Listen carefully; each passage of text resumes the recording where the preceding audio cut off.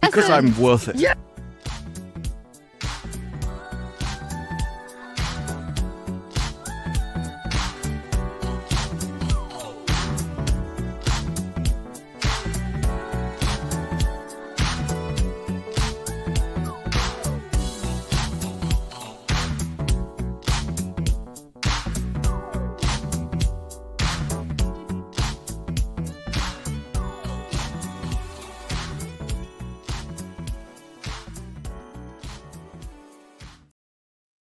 Hello, everybody. I have returned. I'm sorry, boys. I know the boys loved the guys' night. I know. Yes, It was... Wicked returned from eloping with X-Ray Girl. Unfortunately, they did try and rob a bank while they were away, and X-Ray Girl is now locked in a Japanese prison for at least the next 30 years. 30 years. This is unfortunately... I think obvious. You'll see, like, at some point we'll have Mike and he'll, like, dress up as X-Ray Girl and we'll just see if anyone notices. We could do that. We had, was it Labs that was on? And she was like, I'm X-Ray Girl. Mm-hmm. Oh, no. No, X-Ray Girl did get Me Too'd in Japan by the deer I seen. I'm very upset with them about that. Like, no. But yeah, and sorry in advance for how I sound. I'm still sick. I don't know, man. Like, I'm trying to kick this sickness, and I'm sure it'll leave just in time for me to get on a plane and go away again. So, woo. I don't get sick normally when Bruce, he has controls now. I'd never pressed that button before. I was like, this was really stupid to leave me with this power. And then the stream ends. What's this do? Oh. Look, we can go up here. Oh, no. I'm in the air. So, yeah, but I hope you guys had fun with guys' night. I watched some of it. I was cracking up. And Disparu finally knows why, chat, and he can confirm now why. Sometimes it looks like I'm not paying attention. I am paying attention, but I'm keeping up with chat and everything. So that's why, Ian, I'll just be like, that's crazy, because I'll catch like the end of what Disparu said, so I get like the gist of what he said, but I don't have like a ton to like throw in there. So it's like, that's crazy. My excuse is I'm a man. We're supposed to hyper focus on one thing at a time, whereas you're supposed to be good at multitasking. I am, though. I keep all the supers. I just sometimes my brain... finished all the supers. You did. I saw. I looked and I was like watching near like the end, and I'm like, looks like there's still quite a few supers. I did see some. How is he gonna do it? There was a time about 40 minutes left where I saw someone go, he's falling behind on supers, and then I started. Was it Mongoose? I knew somebody was going to be in the, at Possibly. least one person was going to be in the chat and be like, all right. But listen, I will say this. We love X-Ray Girl, and we love when you guys go off on your tangents when I'm not here. But Disparu ended it the same time I would. He pulled the guys back. He got everybody in line, and he ended on time. So you did a good job. I think we know who's the culprit now. When it's X-Ray Girl and you guys are drinking, you go off for like an hour. No, because if it was like... If it was like me and X-Ray Girl, then I'd just be like, whatever time, because she's both have the power to leave. Yeah. But when you've got guests who may think that it's rude to I'm just going. It's like, no, you respect their time and you have to head out at the right time. Yeah, yeah, that's true. That's true. Yeah, I definitely try to do that because I'm like 3 hours in and we'll be, especially when we have guests like someone new that we haven't had on and we're like having really good conversation. And I'm like, oh, I gotta dial it back. And I still want to hang out, but I gotta dial it back. So I get it. Well, we did keep talking afterwards, and then someone said this could be a new stream. You guys had fun. It was great. It could be. Hey, anytime you want to have guys' night, go for it. I think you should. The disparate tangents are legendary. They are. Like, I'll Can't put remember any of them. You guys will get like, I can't even think of a topic off the top of my head, but I'll like pull up if I'm not here. I'll pull up like, you know, in the background, listening to the show. Like the next day, and I'll be like, "What? How did they get there?" Like if I walk away from my phone, like say I walk away from my phone or something to like change laundry over, and then I go back in whatever room my phone was in, and you guys are on like this random topic, and I'm like, "How did they?" You know what? I'm not even gonna ask. I know this panel. I've been on the stream with you guys for so long, so I get it. But still, like I know chat's probably like, "What?" There was probably I do the same thing though, so that's why we all kind of fit. We're very like, "Oh, by the way, my brain just thought of something that I got to bring up now, or I'll forget." I don't know whether you did see last week's stream, but this was one of my favorite parts. Was Not all of it. This AI WWE channel, which starts as Well, starts as an AI voice. Right now. Can you afford it? That's the question. And for a lot of people, the answer... So it's very clearly an AI voice. Yeah. But what happens when he needs to say, and we found out it's been narrowed down, it's not WWE, it's what WWE is what it can't say. Wow! What? One way or another. What?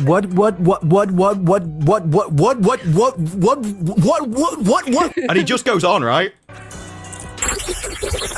Bro.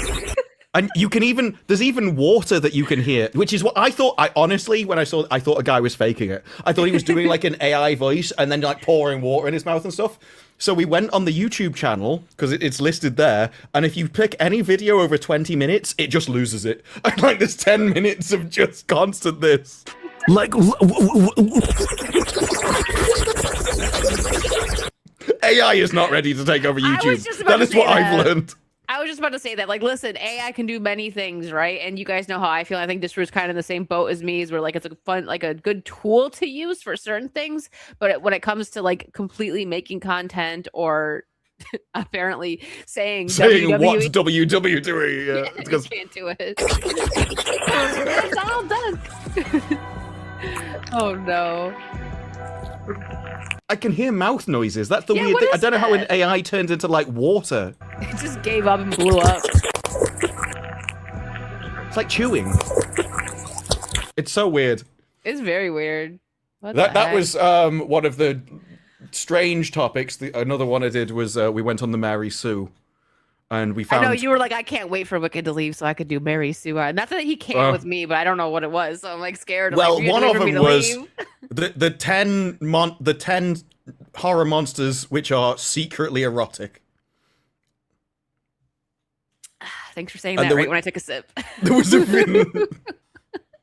a few others that I can't quite remember what they were. Oh, apparently it was very sexual. Oh no. Well, you know, I'm glad you guys had fun and talked about erotic monsters. And if you didn't talk about poop, I'm actually going to be disappointed because Dan is the leader of the poop gang. We didn't, but I was upset that this topic wasn't ready for last week because I think this would have been a banger. New research highlights that 100 highest grossing movies finds talking animals and actors named Chris are more prevalent than women over 60. Dan! You missed the topic. Thanks again for coming on last week, Dan. It was good. It was, yeah. Everyone's been talking about it. They had a good time with you guys. I knew it was going to be a fun lineup. I feel like Dan and Mike are two of the like funnest. Like, obviously, we've had a lot of good people not saying anything, but like, we always just kind of go off with both of them. Like they fit into our circle, so they're ready for whatever we like throw at them. So you just mean they're slightly unhinged of whatever topic you throw on the screen. Yeah, and I was telling this room, I'm like, you know what? And we stayed on brand for Saucy because it was 3 people from 3 different countries. Yes, and so I believe someone in the chat called them. Hang on, I'm gonna have to look it up because I remember sending it to Mike. What? I can't remember what we were named as. People were like... The League of Lesbian Lads. Yes! The League of Lesbian Lads. Oh, no. It has a good ring to it, though. Like, I'm not going to lie. Yeah. We bonded over gardening accidents. You garden, Disru? No. I'm in the UK. We don't have a garden. I was going to say, that's the surprise me. He's like, yes, I got a little tree over here that I clip in the window. I don't live in a mansion that can have a garden in the UK. Dan's whole backyard is a garden, so he's in Brazil. Well, I still remember when he was just hacking with the machete. Oh, yeah. I still remember the picture. Yeah, Dan just has to go in his backyard to get things. Like, he's like, I just went in my backyard to get tea. I'm like, what? he just grows out there. He's got everything. All right, so I don't know what I want to start with. We already started off with a random topic. We will be getting into Obsession in the Backrooms, which, don't worry, also Spider-Noir. We're not going to do any spoilers on any of the topics tonight because Disfrew and I both did not finish Spider-Noir yet. And even if we did, we don't want to spoil it because it's very much worth watching. I do think about this, though. Since light travels faster than sound, people may appear bright until you hear them speak. Yeah. Philomena Cog is a great spoof actress. Yeah, I was here for that. Mike just like very just like nonchalantly. He's like, oh, yeah, I've had like 10 concussions. We're like, Mike. Oh yeah, Mike? and Are they you get okay? worse every time you have one. The moment you have one, you're supposed to be very, very careful. It's like, nah, happens all the time. Yeah, he's like, well, a tree fell on me, and then he starts talking about something else. Like, whoa. A tree fell on Yeah. you? Like, you're just gonna glaze over My that? theory, my theory is this is why he has the afro as like a built-in crash helmet. Yeah, It's now his safety hair. It's his safety hair. Yeah. I mean, it makes sense. So let's just get this out of the way, because this was something I know you guys probably talked about it last week, because the whole Dadalorian that I put in the title. You're welcome. So unfortunately, I did see this in theaters, and whatever the guy said last week about it, I agree with. There we go. But but I will say that sorry, there goes the voice. It was when I was in Savannah for the 9 Line meetup, and I went with like Jay, Mo, and X-Wing and everyone, and the theater was empty, and people were like, "Oh, because it was a small theater." I'm like, "That's even worse. There should be more people in a smaller theater." But anyways, that's my story on it, that it was just empty, and it's actually sad to see, because people used to dress up for Star Wars movies, like they would be in Jedi outfits, it's whatever, right? Like, and it was this big event, and we went into it. I think like 2 people ended up coming in afterwards, but still, like there was like 4 of us, so the theater had less than 10 people in it, and it was on opening night too. It was Thursday night. That's even worse. The marketing was such an obvious strategy that was going to fail. So you've got Grogu, whose entire audience is like middle-aged wannabe mums. You're advertising in Bath and Body Works with Grogu's face on a body scrubber. And you're like, that's gonna get them into the box office to see Star Wars. They're like, those people don't want to see blaster fights and stuff and force powers fighting monsters. There's entirely different audiences.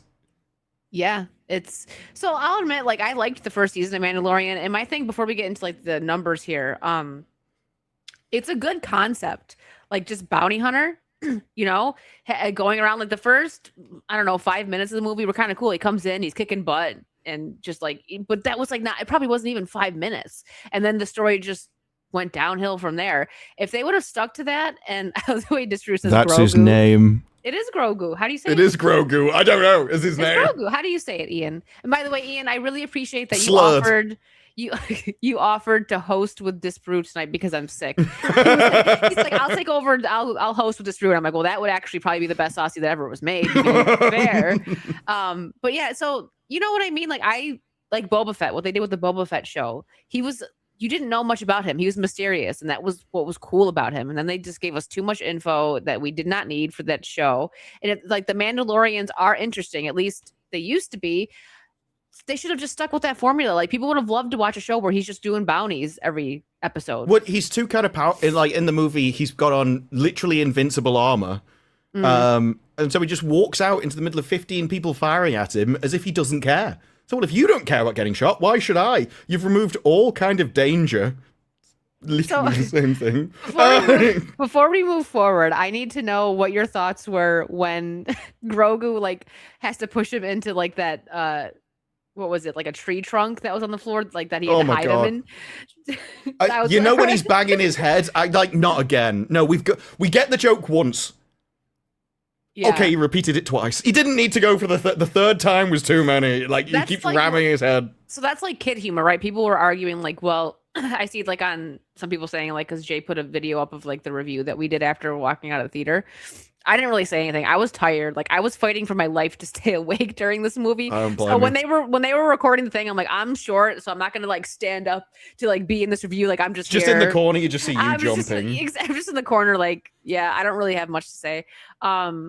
But yeah, it was people saying like, well, this is a kid's movie. I hate that cope about certain movies, because it's like a kid's movie can still be like good, right? If you use that logic, it should still be entertaining for kids and not just slop, like, and we used to get family movies. That was what the kids' movies were, right? Like Disney, that was sort of jokes in there for adults and stuff like that. And we don't really get that anymore. Now it's just like, it's like they try to do some slapstick, but they don't do it properly. I'm not sure I'd classify it as a kid's movie in the first place. It's a woman's movie, not a kid's movie. I agree. Like, I guess you're right. Like, it's more middle-aged. Grogu is like, well, Grogu was like one of the main characters. He was advertised it, and the movie does kind of feel like it's almost in two halves. The first half is a lot more Mandalorian. There's a lot more fights and him. Grogu doesn't do that much, and then it moves into sort of a more Grogu heavy section. But Grogu is designed for mothers. He's never been a kid's character.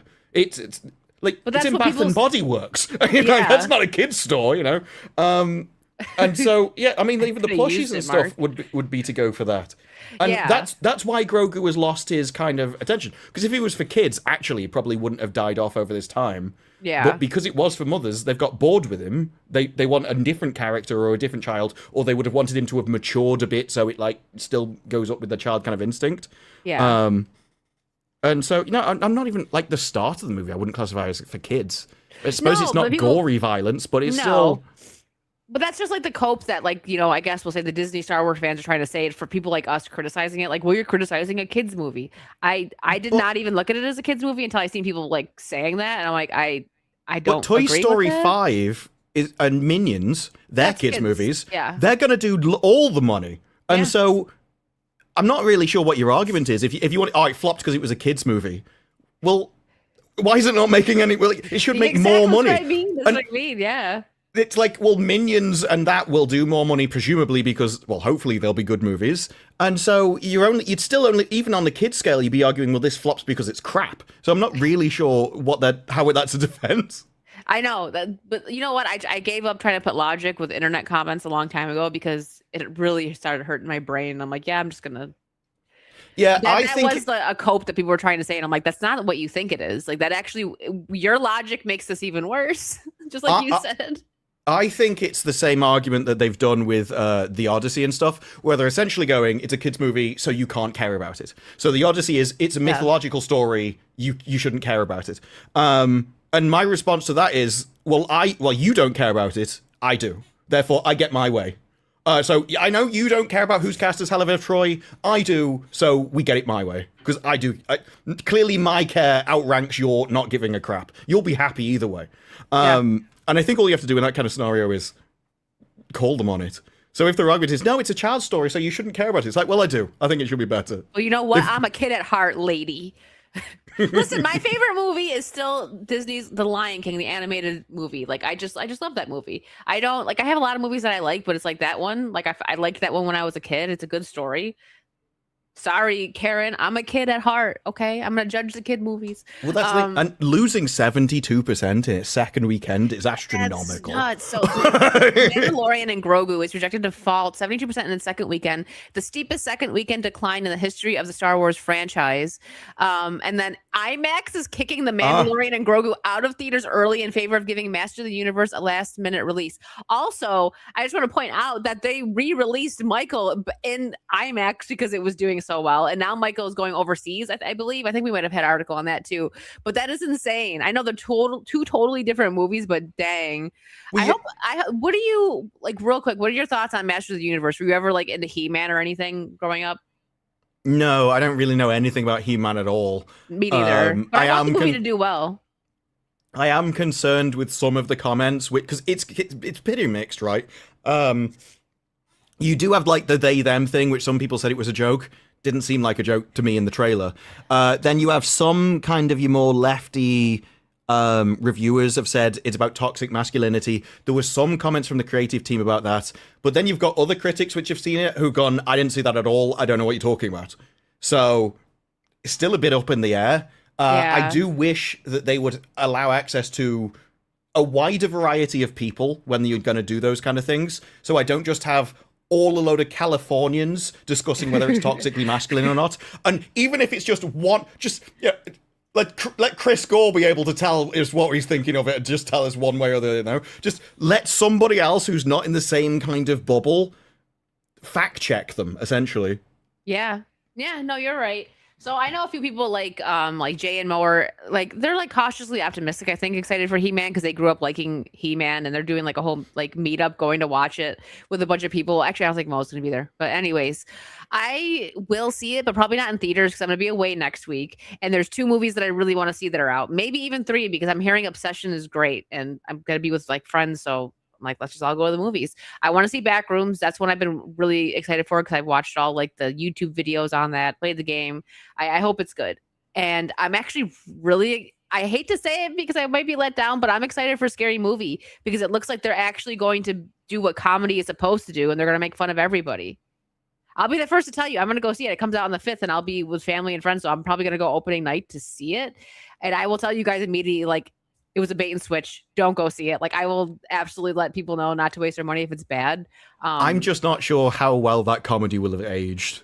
Yeah. That kind of comedy might need, like, a successful, serious movie industry in order for the comedy not to just to be too much. Because that is, I know we're going to talk about it later, but there's one reason I liked Spider-Noir is because it just played it seriously. It wasn't trying to undermine itself. And so I am wondering if something like Scary Movie needs a successful movie industry in order to take the piss out of it kind of thing. Yeah. With that kind of slapstick stuff.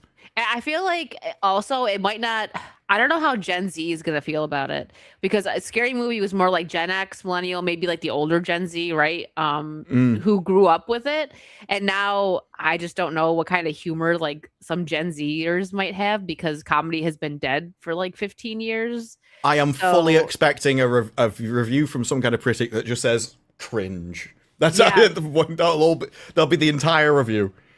Yeah, that's what I'm saying. Because I've seen some comments. I've seen like an ad pop up for Scary Movie randomly, and there was a bunch of people in there that were like, "These movies aren't even scary. This is stupid." And people were like, "Dude, are you retarded?" Like coming at people like it's like that's the point. They're not supposed to be scary. They're making fun of their parody of scary movies, but it's like, oh boy. But you know, I don't know if it's. I love comedy. That's actually my favorite genre. But it's been so long since I've gotten like a movie that actually cracked me up.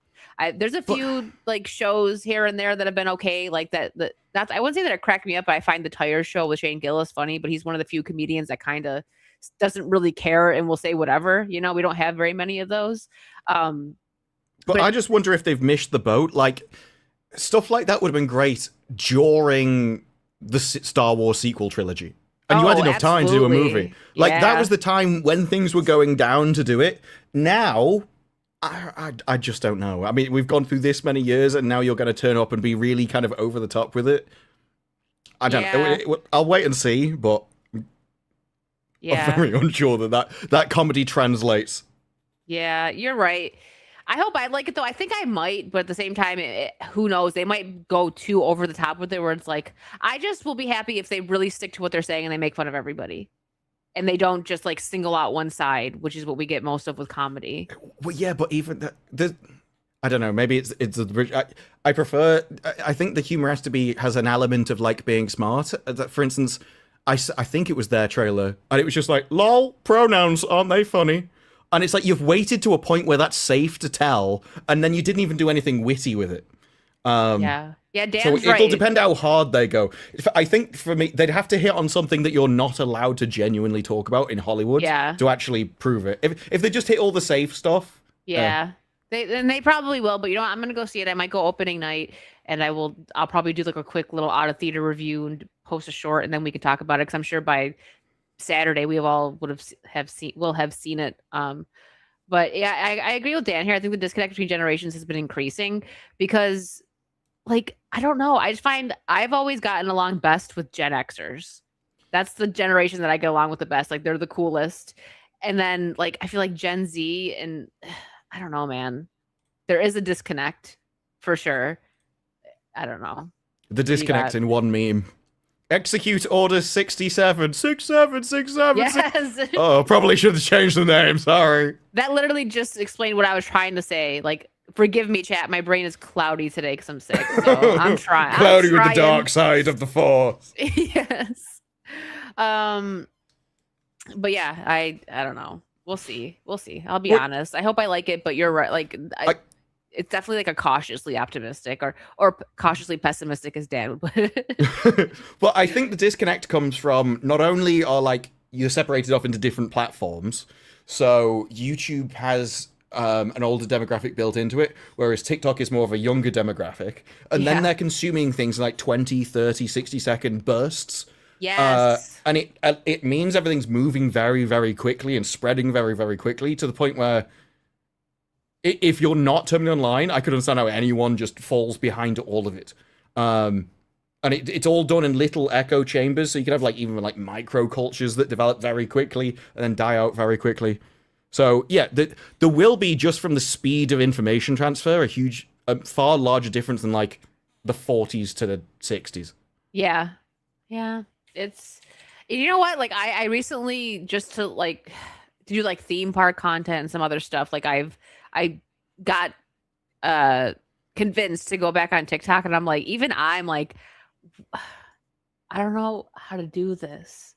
Like what? You just swipe and your life ends. That's all it is. So I mean, like I don't really actually spend time on actual TikTok. I'll post like a short or something, and just to show, here, I'm gonna pull my TikTok up to show you what I mean. Like and this shows just how much people just consume content and don't pay attention, because I've only been on for like a little over a month, maybe. I've been back on. Like I said, I pretty much just use it for theme park stuff. Look at these numbers. So I've only got 223 followers, right? Look at this reel, 103K, but like my followers. Oh, it's just food. That's what I mean. Look at this. It's just me showing off, like, you know, and then this one, 19K, just a view. This is me, Super Mario. Like, but it's crazy to me, because I know we're all guilty of it, but if you like something, you might like the video, but you don't like click on the profile and follow, right? Because look at that, 103K, and I only have 223 followers. I'm fine with that, because I'm just kind of like, I'm just throwing my theme park stuff up here, really, just to see if anything hits. I'm definitely more Instagram and YouTube. That's more of my thing. Yeah. I mean, yeah, because they swipe, they don't follow. No one really goes to someone's page in order to look anything up on there. So everything's more algorithmic. But their algorithm is like renowned for being hyper competitive, instantly know what you want. Because it's not like YouTube, where it kind of, when you watch something, it makes a profile of the things that you like. And then when you watch something, it will send it to other people who have your profile that have watched your kind of similar videos, and go from there, expand out. Yeah. Theirs is more like, oh, you hesitated on this video for 0.5 seconds longer than anything else. That must mean you're interested. Let's try more. And it's more about how long you pause on the instant you get new information. And so you can't even control your algorithm, because it's all sort of subconscious of how long you're focusing on things. Yeah. That's why we get like the biggest example I use for content being made for the TikTok audience was the last season of Stranger Things, where Steve's like, okay, so we're going to do this and we're going to do that, and describing everything. Oh, they were just annoying by the end. I'm sitting there like watching, like, I might as well pick up my phone at this point, because I don't need to watch. You're telling me everything that's happening on the screen. Well, Gary pointed out that at one point he drew a helicopter and then aligned an arrow going up and an arrow going down. No one can comprehend what a helicopter can do, folks. This is new information for an 8-year-old that may not have seen one before. Yep. Yeah, it's crazy. All right, let me catch a couple supers before we start falling behind. Thank you, guys. Psychotic Mongoose, thank you for the 5 pounds. Thanks to Disbrew mentioning it last week. I've now watched far too many videos of the wrestling AI struggling to say words. It's a new genre. You can pick them out. You can, like, guess which one it is by the length of the video. That's funny. Mark of Reality, thank you for the 50. And it was nice seeing you at the 9-line meetup, Mark. I'm glad you could make it. I hear the Obsession has dethroned Mando and Grogu as the box office #1. Still praying that KK and Filoni both go away instead of staying around like a bad rash. What did you think of Dave Filoni throwing himself in there in the last second? We were all like, there he is. There it is. They threw him oh, yeah, when he just turned up. Yeah. It's so weird, right? Because you would assume that you would only want to do that in good movies. So he must have been really proud of his work, too. That, oh, I need to be in this so that my face gets known and I can have a bigger career in the future. Yeah. But you are right, yeah. It not only beat Mandalorian and Grogu, but it was released earlier. I think it was released a week earlier and it's beaten it. So there's something at the time of release where it's actually been around longer and beat it. Yeah, that's... Gary Thomas, thank you for being a member for 2 months. I realized the other day that in the past 5 years, the government of Egypt, Japan, and Greece had to make corrections about historical entertainment. Weird. What? So Obsession was released on the 15th, whereas Grogu was released a week afterwards, and it's now getting beaten by something that's been around longer.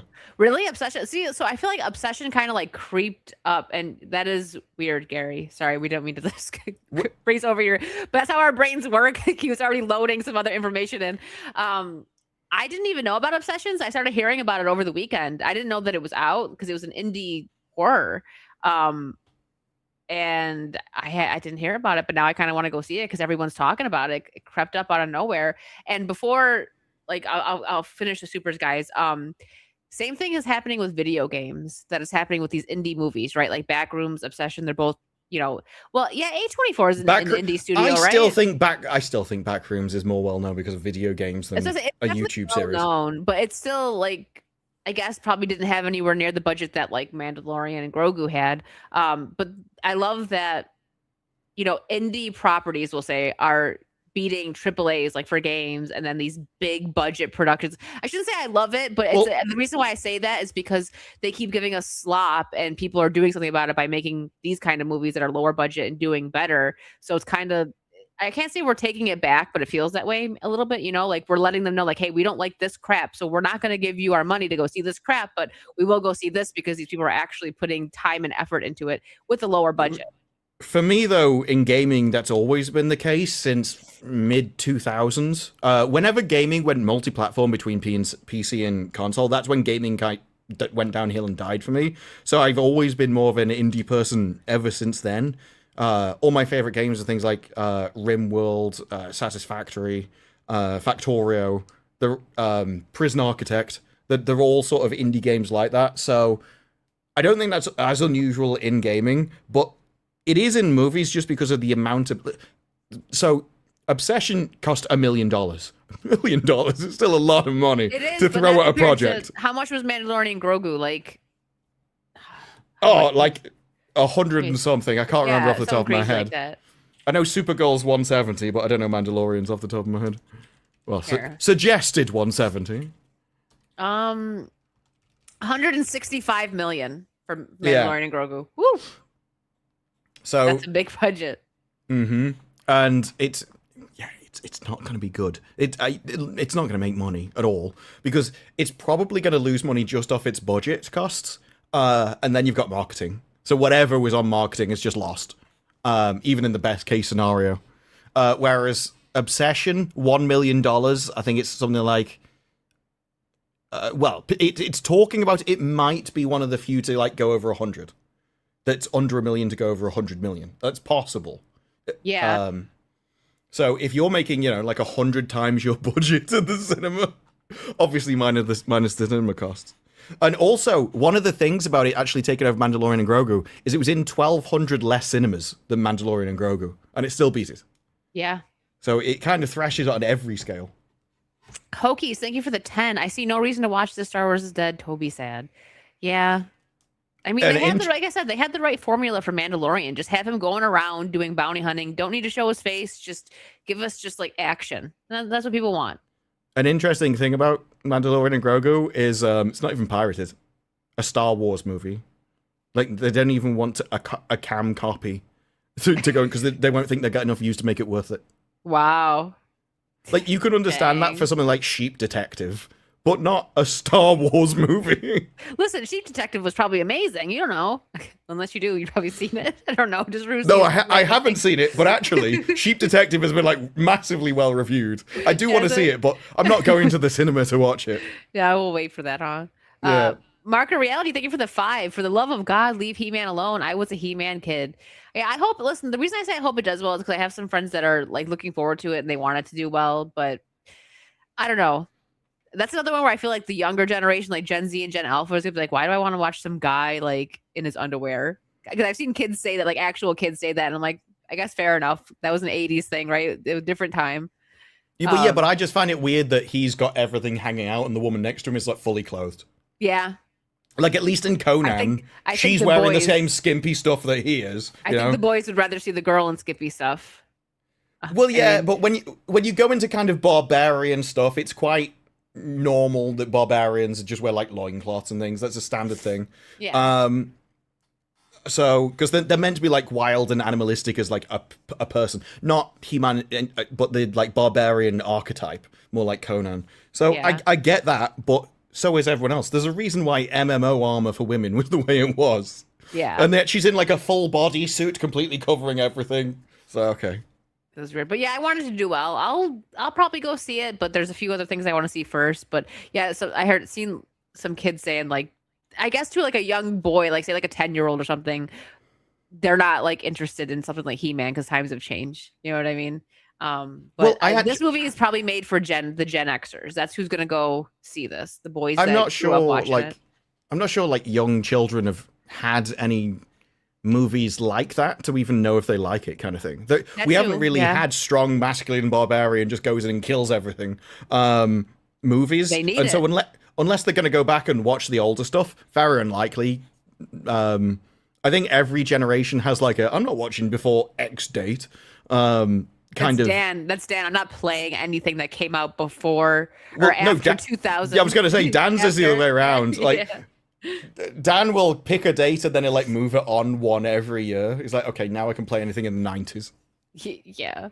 Andrew, thank you for the £2. Willow was the best comedy series ever It made. was. Didn't they take it off of Disney Plus? Yeah, like 2 weeks after it was just gone. Poor Like it's such a great comedy. In the finale or in the penultimate episode, a guy has a relationship with a fish for no reason whatsoever. It just happens. Like in the deep level, like the deep. Yeah, with it's like stroking its face and stuff, and he's rasped. I have to release you and let you free. And he's there like stroking him. And he's just got turned down by this girl he's been chasing for the rest of the series, So and then just goes off to have this relationship with a fish.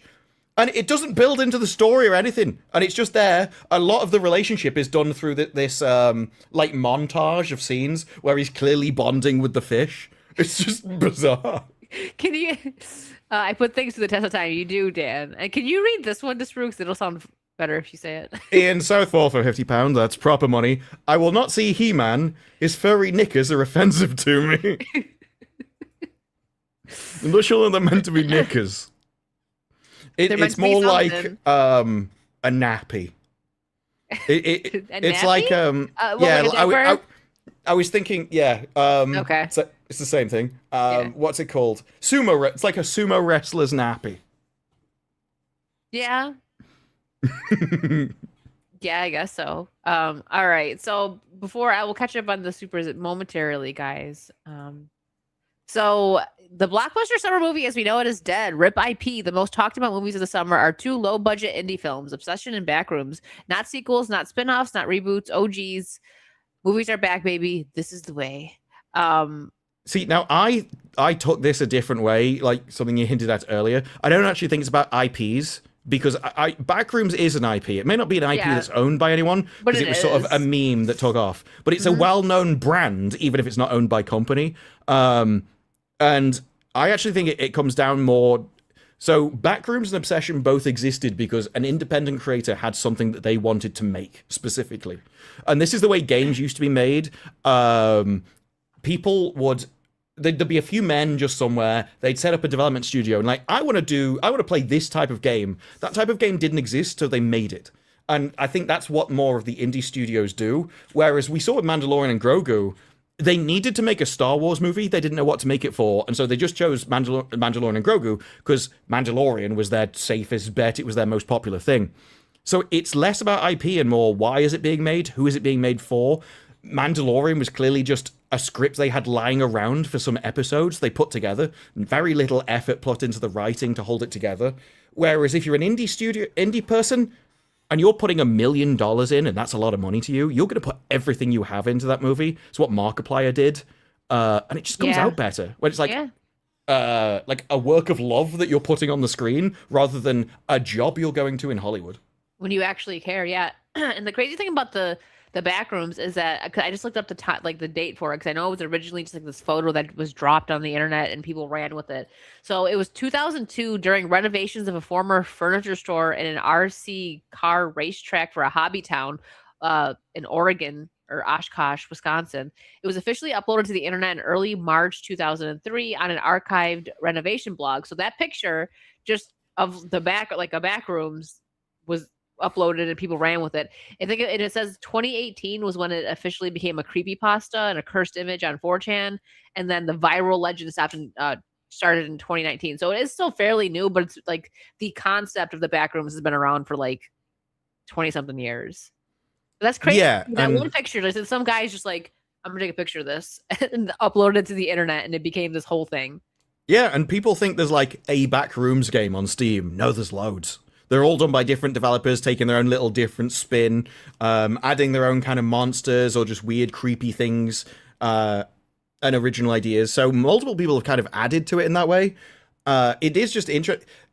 Hollywood might have got to a point where they just can't make things good because they're going through their system actually destroys it, which is going to be interesting to see because Markiplier said, I want to carry on doing things independent. Yeah. If somebody comes along and makes a successful movie that people like, then they go into the Hollywood system and make crap. That'll kind of prove that it is the Hollywood system at their core, which just destroys people. The moment the executives and other creatives there get involved, it just kills the idea. I had faith in Markiplier stuff just because he used to do those cool choose your own adventure. Oh yeah, those are great videos. Those were really great. Did you watch his show? Edge of Sleep? Yeah, the Edge of Sleep. That's on Prime. No.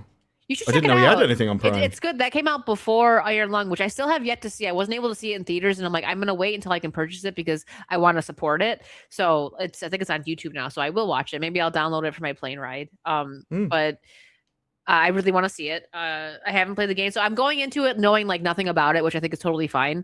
But Edge of Sleep, it's the last I checked, it was on Prime, and I liked it. And I think they're gonna do a season 2, but I'm not positive. But yeah, so here is Thursday's preview. The Backrooms made 10.4 million. Is that how much they made already? Didn't it just come out Thursday? Yeah. That's just on Thursday, yeah. Holy moly. This Twitter account, this is any movie that made over $1 million on Thursday. But this is crazy too. Like Michael still being here is nuts because I went to see the opening night like a month and a half ago. And it's still in theaters and it's still making money. Well, this is the thing. I'm sure, I've not fact checked it, but someone was saying that Obsession is getting removed from cinemas next week. Really? And so it's going to be like Markiplier's is, because they're independent people, the cinemas didn't really trust them that much. And so maybe some will keep it in, maybe others are just taking it down. You know, we'll give you 3 weeks, but we'll give Mandalorian and Grogu more, although IMAX might disprove that. But yeah. Whenever it's happens, been out for 2 weeks already. I didn't even know that. Obsession came out on the 15th.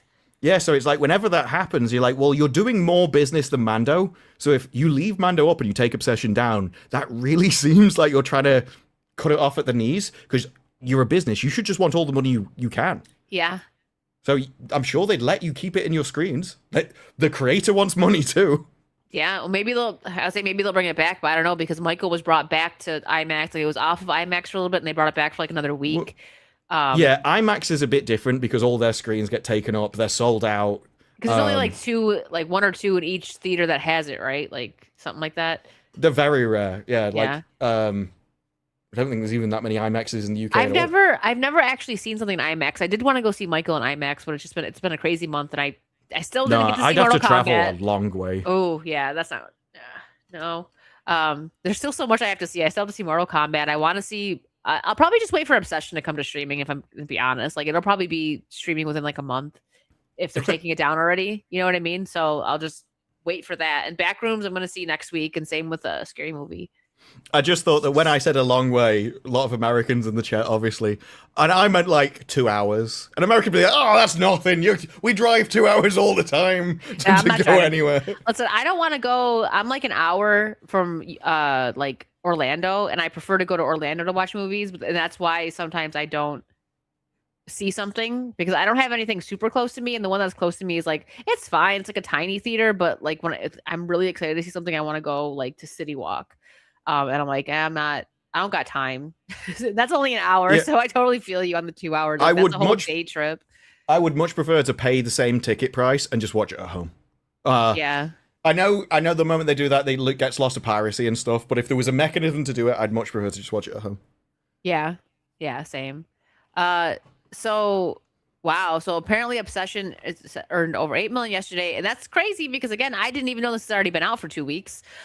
This is always interesting because it actually went up. How many movies do you hear that goes up from week to week? Word of mouth did it. People saying, hey, you got to go see this. And people on the internet, like, this is really good. That's like, who needs to pay for marketing when you just, a crazy thought, just put out a good movie and people are going to go see it. I know. What do I know? But... Well, it goes against everything. It goes against all of marketing, goes against all of Hollywood's idea about marketing. You multiply the budget that you're going to spend on the movie by X amount. You just put that into social media so every single person knows where it is. Get them all loaded into the front on the first weekend before anyone can tell it's crap. And that is always how Hollywood's done it now. Just, can we gaslight enough people to get them before they know it's awful? Because if they could rely on YouTubers, because we go see it and we're like, it was bad. Yeah, if they could rely on word of mouth, they definitely would. They'd rather get the marketing for free. That's why, like, think about it. Like, WB and a couple other companies hit us just for like reacting to trailers. That's free marketing. Oh, my video. If it's what video? My video is supposed to be released today about Supergirl. Got copyright struck for a behind-the-scenes commentary about Supergirl that featured James Gunn. Wow. It's like, I could even understand if they'd blacklisted my channel. I'd be like, no, that's fair enough. But if you're randomly copywriting anyone across YouTube for covering your behind-the-scenes marketing, it's just bad business. And you know what? It was probably that Pedro Pascal fan page. They've got it out for you. They blocked me. I know, you were so upset. You're like, I was.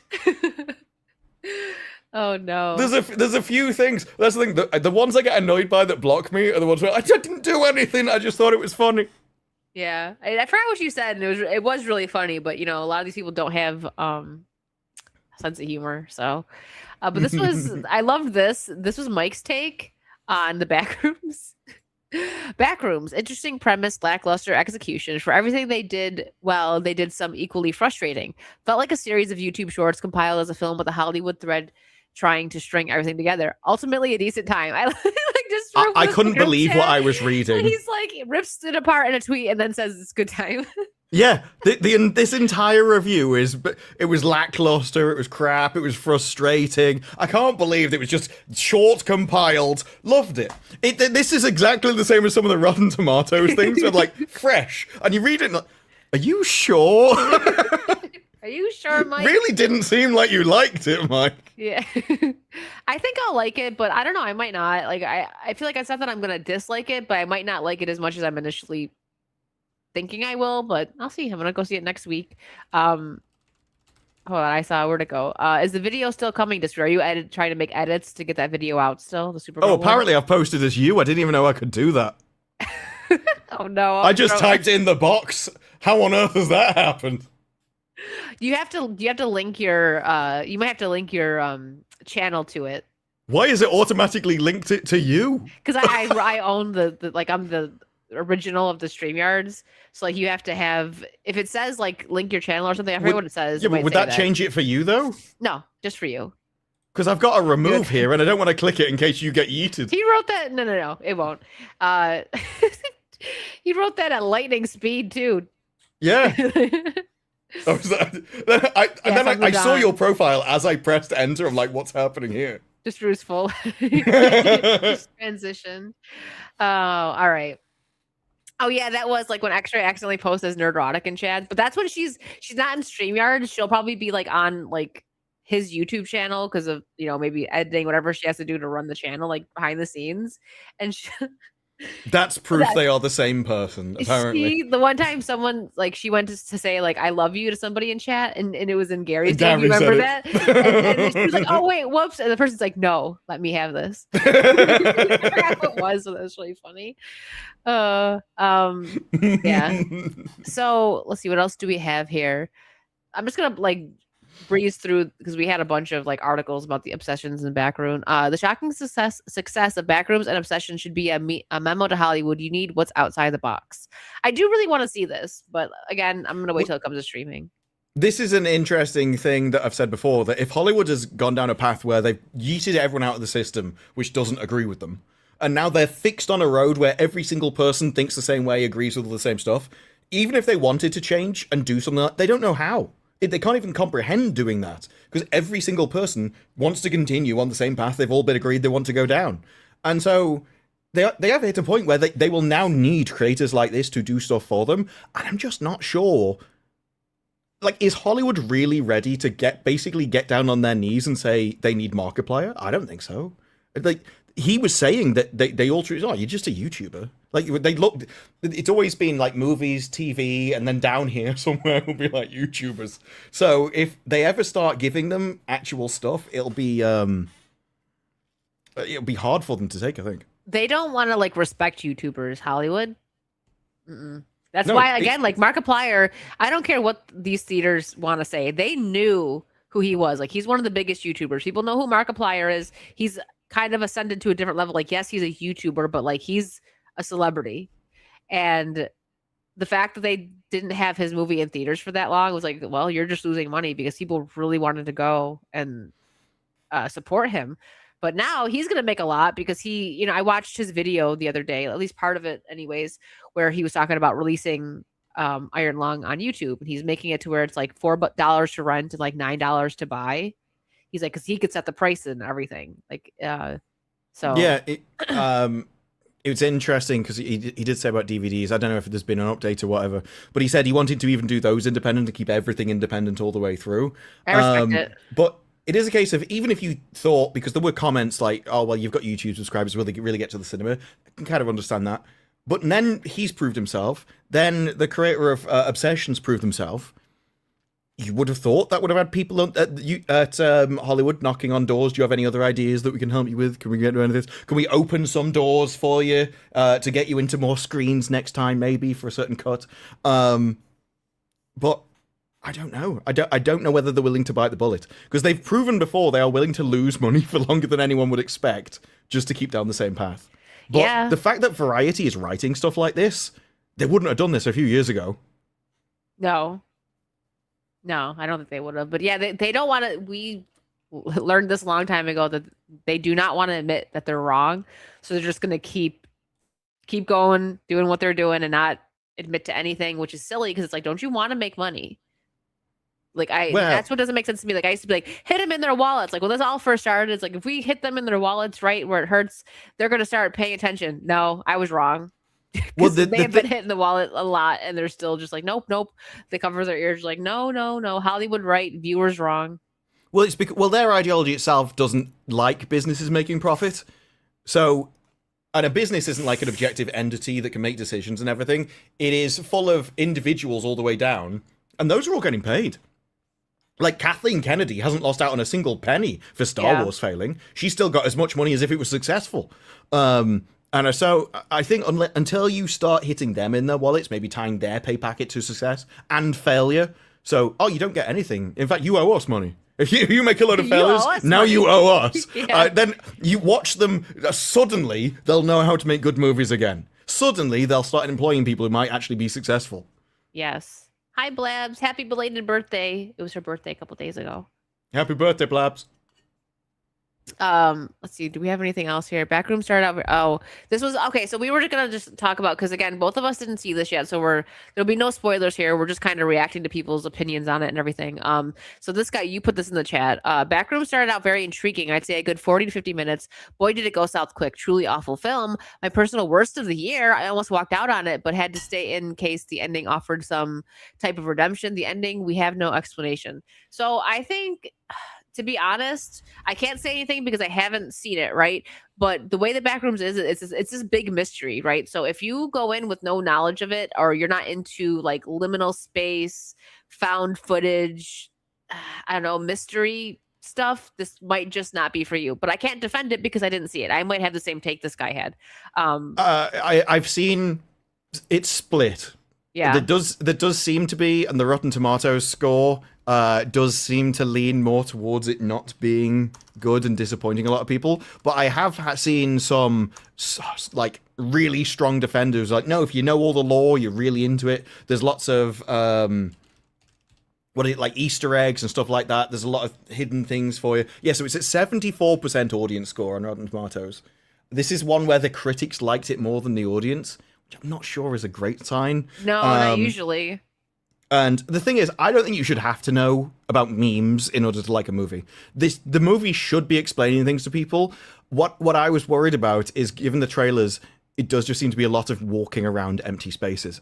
And I think it was Jeremy on FNT said it was way too much in the real world. It's like, well, yeah, why would you do that? Like, to the Backrooms. not supposed to be in the real world at all. What are you doing? Yeah. And so there was other things like people were complaining they just add in an extra act for no reason. Like it feels like the story's over and then it just starts again. Like, I don't know whether that's to throw people off, so they're not doing a standard 3-act structure. They're like adding one in to make you feel off kilter. I don't know. Maybe there's like an artistic reason they tried. But it is way more mixed than I expected for the amount of money that it's making. Yeah. So this person says Backrooms is not a film for people who need meaningfulness spoon-fed to them. We've established that much. See, I find that silly. Like, if I like a movie, this person seems like they're upset, like that some people didn't like it. I don't care. If I love a movie and someone's like, I hated it, I'm like, okay, well, that's fine. Like, I'm not going to lose any sleep over that. Some people just get so upset, or like if they really disliked something and you liked it and they got to like attack you for it. I find that kind of funny. Yeah, I mean, but you know what? Like, you're right. As someone who has watched like the videos in the background, I know a lot of the lore. I was hoping that you wouldn't need to know that to go into this, so that you could get new people into it, right? Like, I'm sure so many people are going to start buying the games, and like it's going to become bigger again because, like you said, the money it's making, people are still going to see it. So there's still interest. I'm not sure whether it's in one of the tweets that I've got or not, but there was a guy that was saying it includes a lot of the lore, like half an hour, 40 minutes or something of lore in the movie. But the problem is, if you don't know the lore, you're so busy paying attention to that and trying to consume that, because it's quite dense, that you'll miss other things which they're adding in, which if you know it off by heart, you can pay attention to the back. And so I think fans of it were getting more... They were like recognizing things, they were paying attention to things in the background, so they were getting more out of the movie than other people. And now the issue I have with that is, I do think if you're making a profitable movie and you're satisfying the actual fans of the IP, you've done your job. Your job isn't to make all of the money. It's just how much of a middle ground can you make without ruining the experience for the original people. But if I was creating something, a specific franchise IP that I'd worked from, like this guy's with YouTube, if I'd satisfied the people that watch me on YouTube, I think I'd be happy. Yeah, the fans. Because that is your target audience that you're aiming for. Yeah, and then this was the last one. I don't know if you had anything else in there, but these were the ones that I pulled up. This person says, went in with an open mind because I love Backrooms content, but beyond a shadow of a doubt, this is probably the worst movie I've ever seen in theaters, and most definitely the worst film I've seen opening day. What a disappointment. I've seen a couple of ones where they've said it's the worst film they've ever seen. Like, there are some people, like, I don't want to say that they're all, like, all negative, the ones that I happen to send in, because I saw more over time, but it seems to be very split. Like, very few people were like, it's okay. I don't really see that. It is either worst film I've ever seen, absolutely loved it, exactly what I was after. And I do think that, because I've only ever played the games, they are quite weird. And the critics liked it. And so I said, I can see this being a critic movie because it feels quite arty and sort of ephemeral in its kind of being. So yeah, I could see a lot of people just being like, it's creepy, I don't get it, I don't like it, it's not my movie. It might just be very niche in taste. Yeah, we'll see. This makes me actually want to see it more now because I really want to like get an opinion on it as someone who, like, I'm not like, I don't know every single thing about the Backrooms, but I've watched, I think all of or most of the videos that have been made on it, like on YouTube. So I'm interested to see as someone who's kind of not fully like knowing everything, but also I know a lot more than like people who have no knowledge of it going into it and see like what I think about it. So yeah, we'll see. Are you gonna watch it when it comes like to streaming? I'll watch it when I can. Yeah. I'm not going to the cinema for it because if I get stuck in the cinema and it is just walking around corridors for 2 hours, that's my idea of a living hell. I would be in the back rooms myself. That would be horrific. So at least if I'm at home, I can be like, oh no, I've had enough. Yeah, that's fair enough. All right, let me get some supers here. Hokies, thanks for the 10. I heard TikTok is opting you into feeding AI on a per video basis or based on, so you have to opt out of each video you post. Really? So the videos that you post feed the AI and it scans the AI. I imagine that's going to be common everywhere. There is an option for YouTube where you can opt in your videos or not. The thing with that kind of thing is I always wonder, well, if I opt out, does that harm me in the algorithm? And you're like, oh, all they'd have to do is punish you. And everyone will just go, yep, do whatever you want with them. Yeah. I don't know. Thank you, Hokies. Killjoy, thank you for the 20. Here's some cash for you to have X-Ray bring you some weird Kit Kats back. Oh, yeah, they do have a lot of... If they don't crash again. First to get I stolen. know. You know what? Hold on. Thank you for that random segue because I do have this topic here to pop up. So, breaking news. If you guys remember the great Kit Kat heist of 2026, well, they're in deep water again.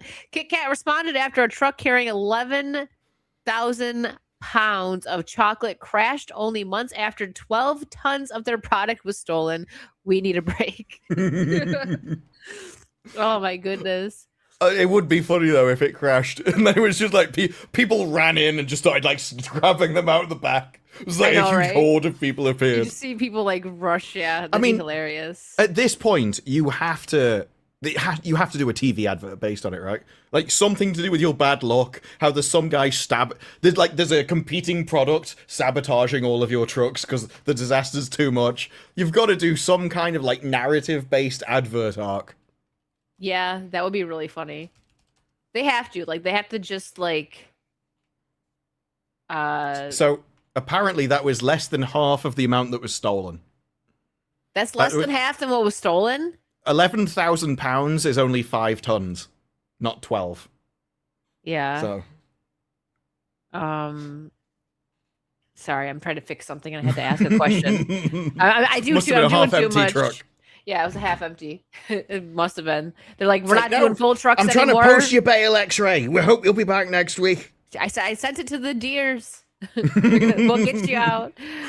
They just go up to the bars and they just through the bars deliver like a nail file for her to hack away through the bars to escape. That picture was so funny. I know. I'm like definitely wishing that I could have gone with them.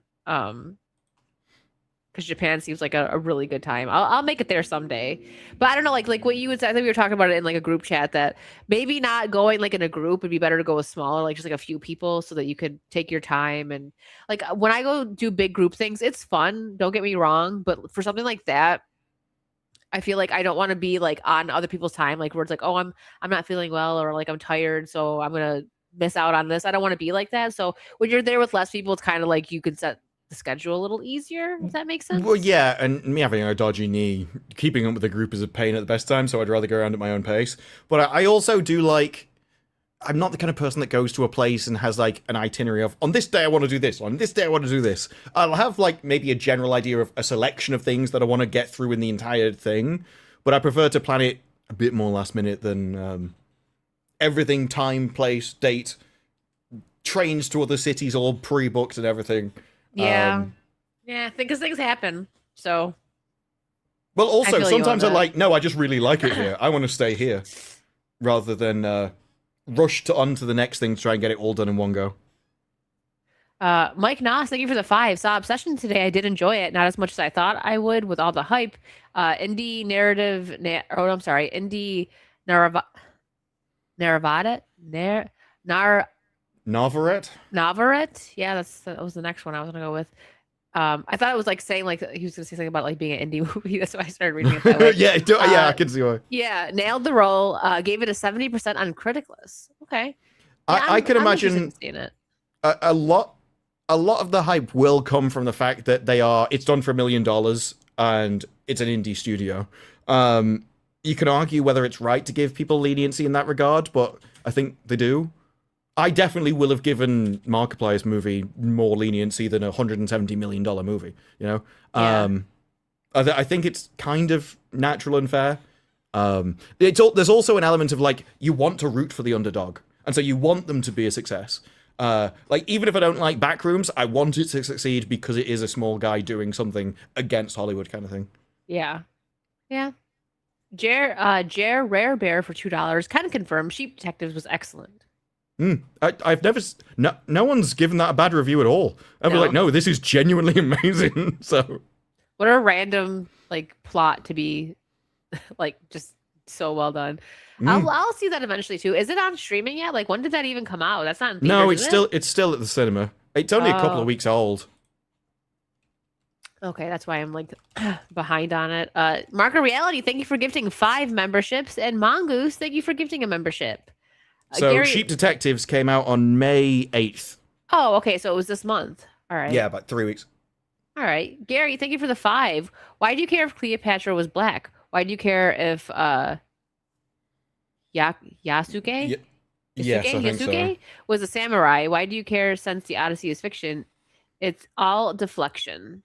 Yeah, but Yeah. obviously, it's such an easy retort. It's like, well, I do care, you don't, so I win. Or you could have something like, well, obviously it's important because you changed it, therefore it's important to you. Because it's far easier to do something authentically than it is to actually put the effort in to think about how you're going to change it. Same thing with adapting source material. It's actually way easier to adapt something properly than to make an entirely new script. It is. So, they make it harder on themselves. Like, especially with these comic book movies, like you literally have so many different iterations of comics, right? Just pick one and roll with it. Pick the most popular one if you want to be smart about it, because that's what people want to go see. So with me, it's just like, they're like, well, why do you care? I'm like, well, because it matters. That's why. Yeah, but they can say, well, no, no, it doesn't. Well, I don't think it matters. It's like, well, I do care about it. I win. If I care more about something than you do, I think I should have my way. Why are you talking to me about it if you don't care about it? Because now you're not just Claire, because you now you're not just caring about the topic. Now you'll care about me caring about the topic. So you really care about it. It's true. Ian, thank you for the 50. When Disparu travels 2 hours, he ends up in the big city, and there are people wearing funny jackets and neckties and stuff. Yes, Colombian neckties for go to London. Yeah, I don't blame you. These people are smart. What's happening? I actually do genuinely hate going to cities. Every time I go to London, it's horrific. No one, you know, normally you walk along and you see people and they're like, "Oh, I will try to go out another way." So we walk past it. They just walk at you. So I'm like, well, fine. If you're going to be an arse, I'm going to be a bigger arse, and I just stand there, and I'm like, either walk into me or go around, but I'm not moving. And I can be here all day. I don't have a job to go to. And so I win. Dan says, I don't care that you care that I care. Well, you don't know that I care if you care that I care that you know I care. Thank you for the 5. Tuesday, I'm driving 11 hours to Nashville and then down to Mississippi and a 16-hour drive home. I plan on doing the drive home in one shot. Well, good luck, man. You can do it. I couldn't. I just hope you have many roads which are straight with no traffic on. Yes, those are the best. Well, we don't have any of them, so it's like concentrating all the way. I always say your name wrong.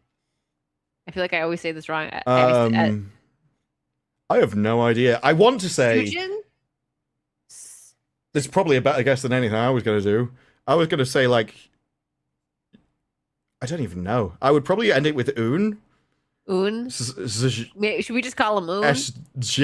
I have no idea. You have a nickname? Listen, if Disparu can't, then like we're Look, we are X-ray disabled at the moment. This is from a far off land, which comes from the other, beyond the stars.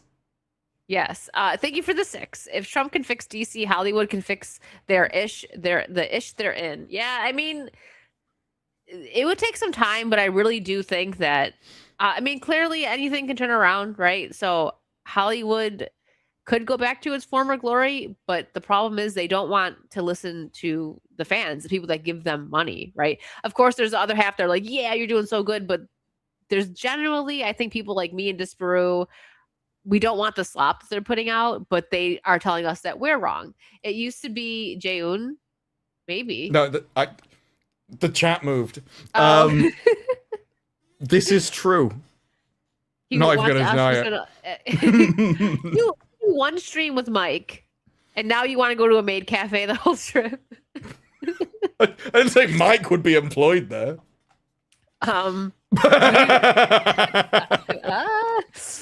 Chick, thanks for the 199 Megatron. I wonder if I sound more like Megatron when I'm sick. Megatron. There goes my voice. Jason Webster, thanks for the Australian 2. Well-resourced professional cat burglars. That's a good one.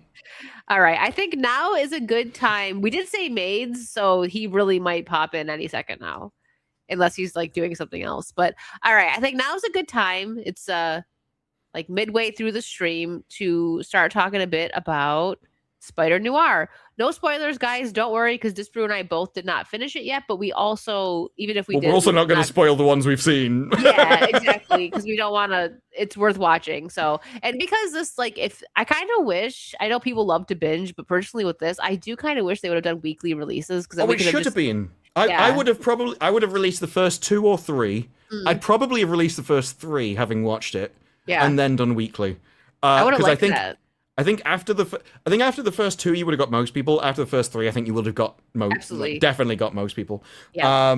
But the way it's done, even the ending of each episode, is as if it was designed for weekly. It has some kind of reveal or what's going to happen next, cliffhangers, all that kind of stuff, to bring you into the next episode, and so you want to keep watching. And it's actually well paced for a TV. One of my criticisms of streaming series is they're generally movies which have been extended way too long.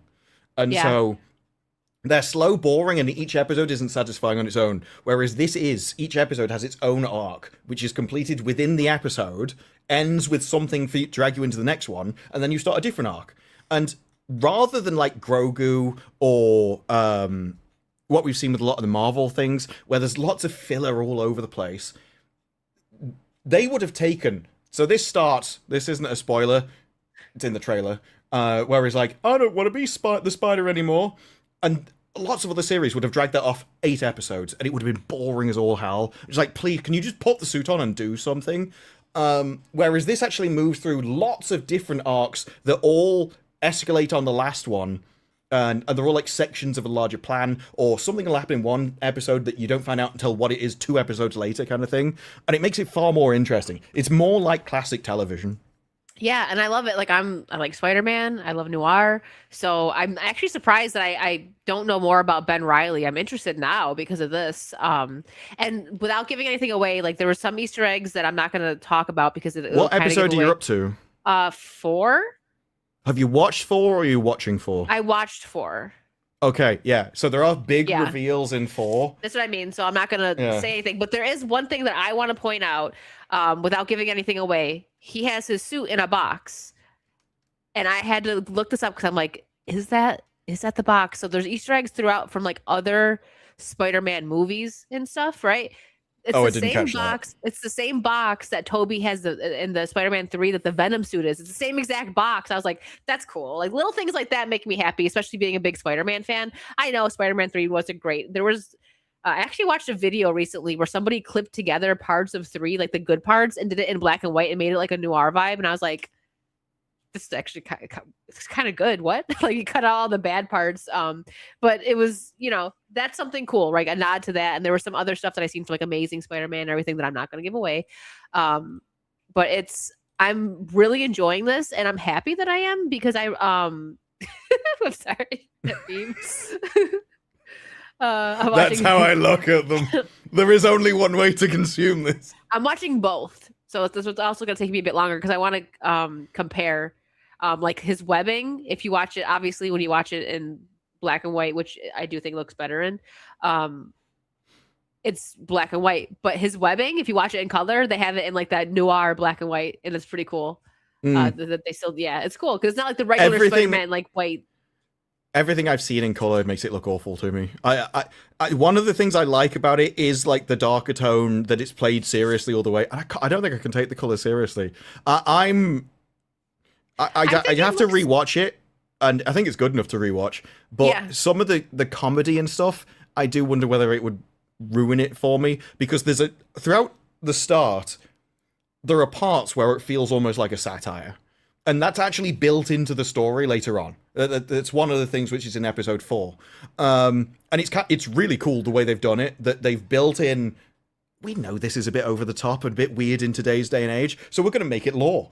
And that's a cool way of doing it. But I think in color, that kind of over the top satire comedy bits, I do wonder whether they'd be a bit too Marvel-y for me.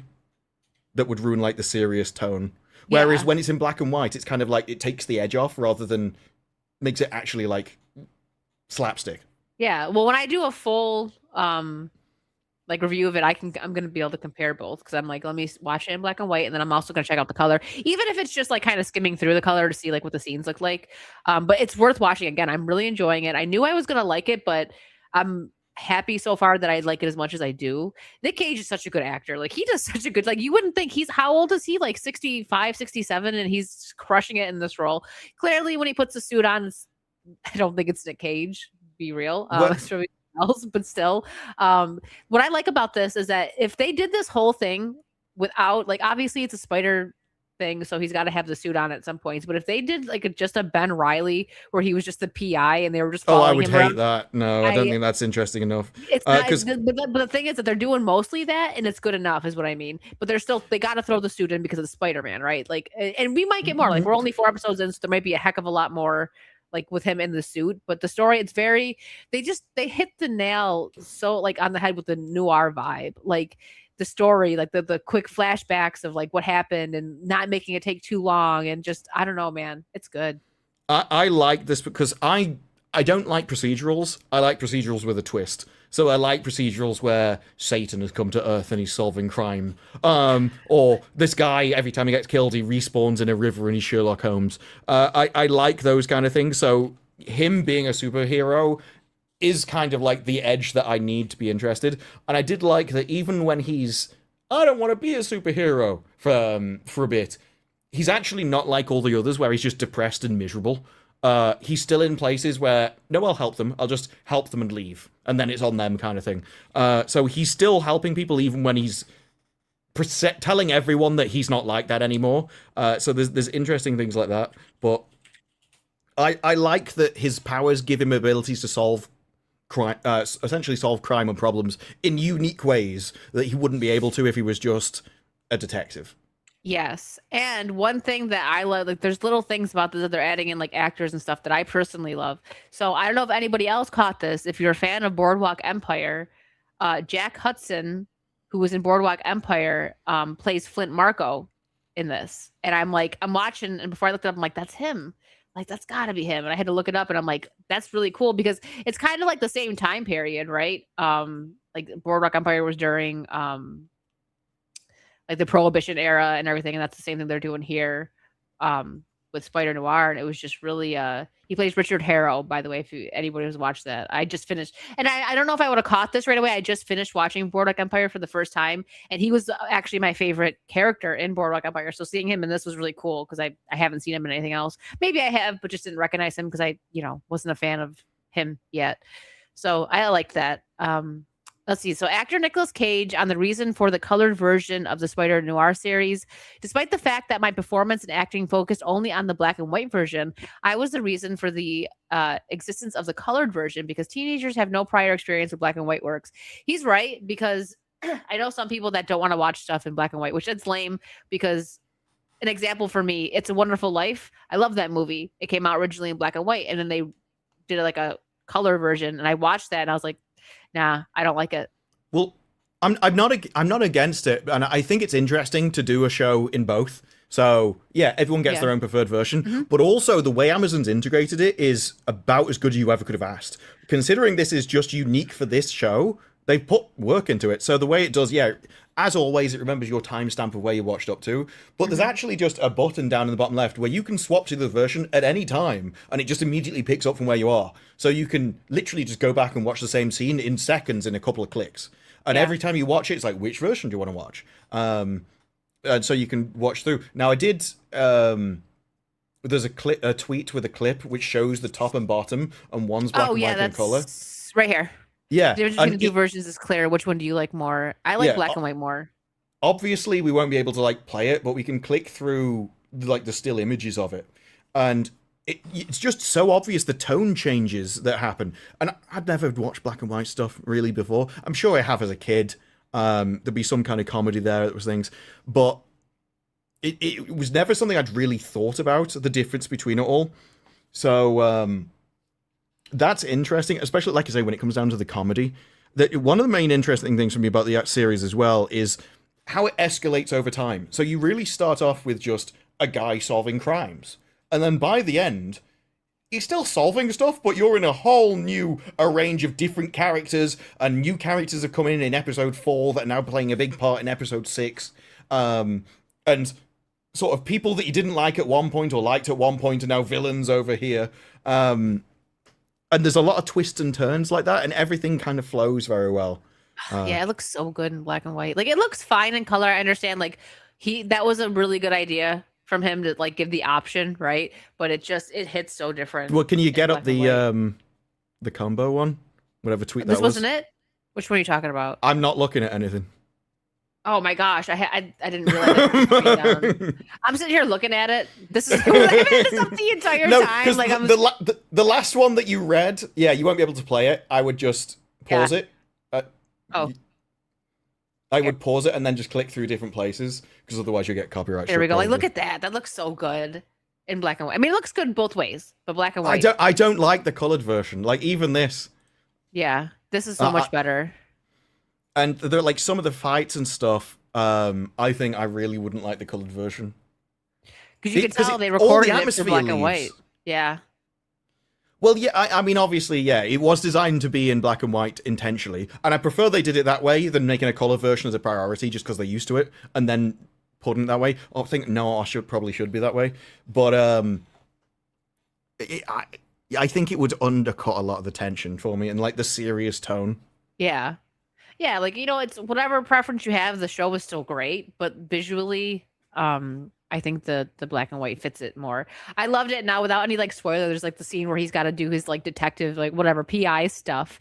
And he's like, he did that, like, full, like, 1930s, 1940s, like, yeah, see, I was laughing so hard at that one. Oh, yeah, yeah. That but was 4, right? But this is the thing. This is why I was like, is this meant to be a satire? Like, is this a comedy on noir stuff?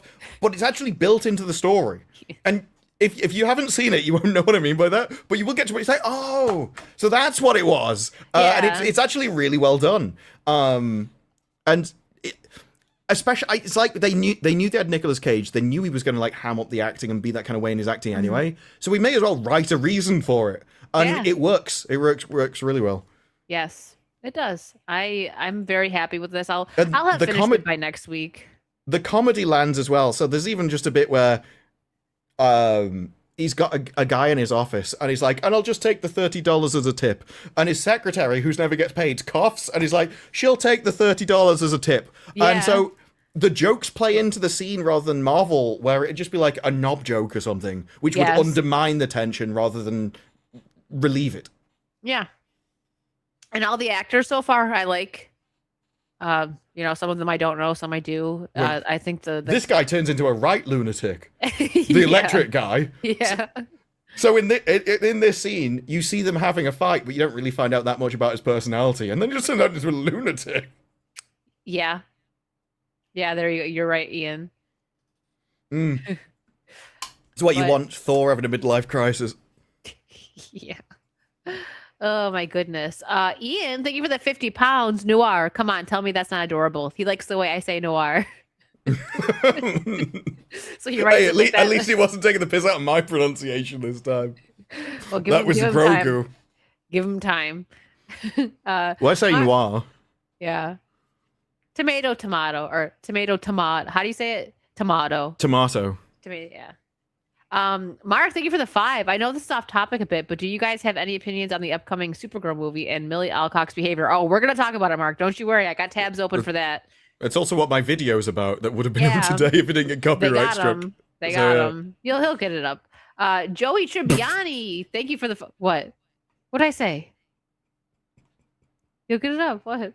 What did I say? Stop it. I'm sick. Don't laugh at me. Are you laughing at Chad or me? You! What did I say? Don't worry, he'll get it up. It's like, oh my God. Listen, he's still stuck on Guys Night. They would have been laughing their butt off on that one. Listen, I didn't mean it that way. He'll get the video up. Guy, what is Chat saying? Chat, stop. Thank you for the 5, Joey Tribbiani. Hey, Wicked, how you doing? What's up, Disparu? Hopefully Spider-Noir is good despite the race swap of Black Cat. Stay based, my friends. I like her performance so far, and she's pretty. So I'm not upset with it. She's not a bad actress. don't know anything about the source material, so I don't know any of the race swaps. And a lot of the stuff there is hold on. There is references to racial stuff in the show, but I don't get it. I know I'm supposed to think something. I know it's trying to tell me something. I have no idea the message to. There's a very weird train scene where the guy is breaking the fourth wall and looking at the cameras and and I don't know what I know he's pissed off. I have no idea what he's pissed off about. There's people behind him which is swapping from white to black. I don't know what that's meant to mean. And so maybe I just assume some things are too American for me. It's very strange. So this is Black Cat from the comics, Disparu. Okay. So yeah, just so you know, it's supposed to be just like a white hair, blonde hair, whatever, white lady. So he's like, okay, just so you know, so that you're caught up to speed with people talking about it. Like I think she does fine and she's pretty. So it's like at least we didn't get some like big ugly chick playing her. You know what I mean? Like her. Yeah. Well, you didn't know who I was talking about. Sorry. He's like, okay. No, because I just know her as the singer. Like she 6 episodes, she's done sod all the entire series. And Jose's right. The Noir universe is different. I didn't even know that woman was supposed to be a superhero. She's just a singer, as far as I was aware. Yeah. Well, we'll see what happens. I don't know if they're going to go that route with her, or if she is just going to be a singer. But this is why when I saw the picture, I'm like, I don't even know which character that's meant to be in the show, because there is no other superhero in it. There's villains, but the Spider is the only hero. Yeah. Austin, thank you for the $9.99. No fear, Austin's here. My favorite film in black and white. It might be cliche, Casablanca, but I love Rick's character arc. My high school students can't understand it. No, I don't say that's cliche. It's a classics and beloved for reasons. That's a good movie. It's not cliche. The reason I haven't watched black and white stuff is because there's a mental thing of I'm so used to color. All those seem a little bit changed for it and stuff. She's a cat burglar, not a superhero. She's kind of like Catwoman, like for the Marvel in a way. I don't even know if that's been in the story so far, to be honest. I do wonder, though, if she's meant to have powers, I think I've probably worked out why she's going to get them. Because I've seen up to episode 6, which is probably enough to work out how she's going to get them. You're almost done. Yeah. Yeah. I've only done 4, so I'll most likely have it finished by the time we do Saucy next week. But if not, I mean, we have a bunch to talk about. I'm okay with waiting. Like, I totally understand why people binge like our fellow YouTubers and then talk about it right away. But I don't mind that we're one that waits a little bit because it allows other people to catch up and watch it. Like, you know what I mean? Like, not have to miss our stream, and they can take their time watching it like we are, and we can review it later. I think it's perfectly fine if something's crap. Spoil the hell out of it immediately. But if you want people to watch it because it's good, time.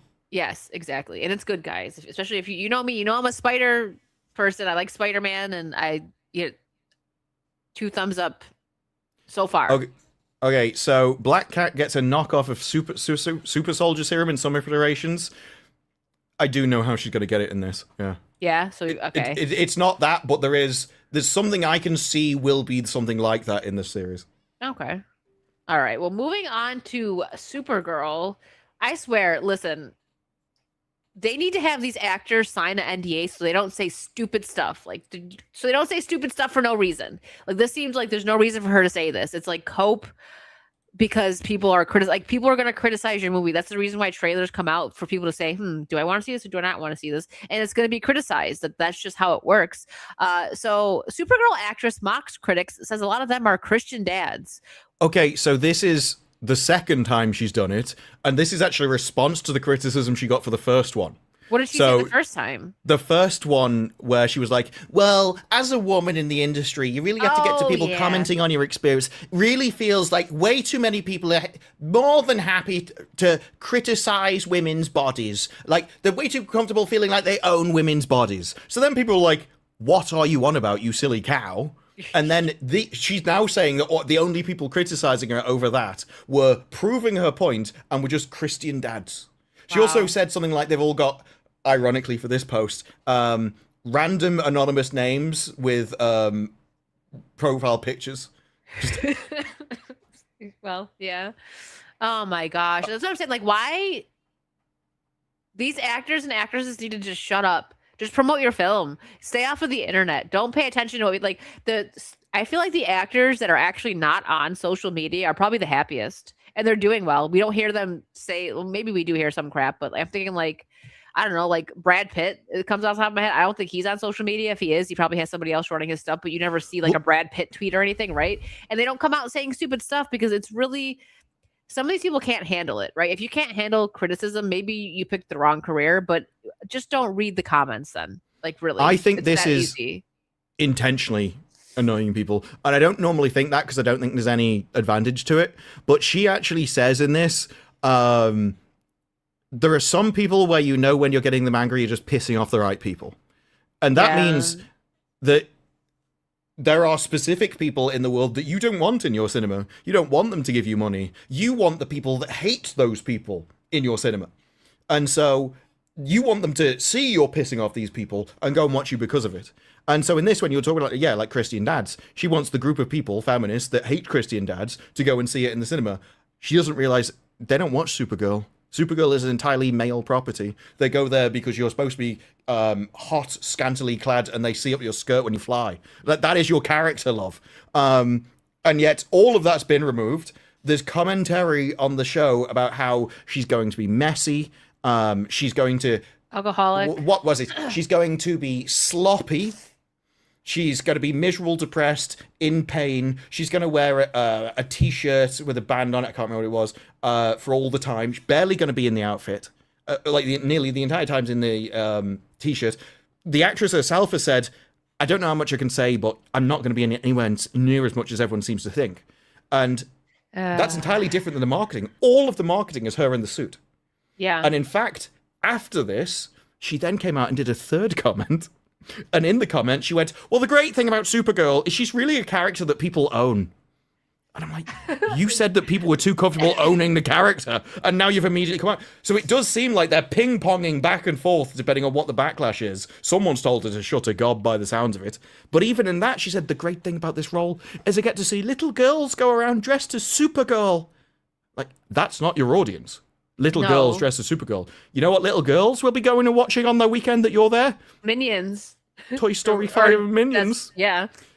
Like, one comes out a few days after, one comes out a few days before. You are screwed if that's your audience. Let's be real. Little girls that dress up like Supergirl, maybe they do like the character, but that's because their father, right, or their older brother or something introduced them to it, and they go out for like Halloween and they're all superheroes, right?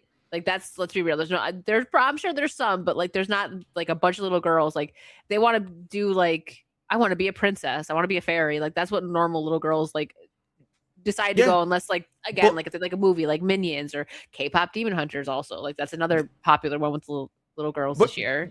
This is actually really important who you decide your target market is. So if you want it advertised at women, then yes, you tend to pick more of a mid actress. You go through, oh, don't you realize how much of a victim I'm pain I am? My emotions are really important to me.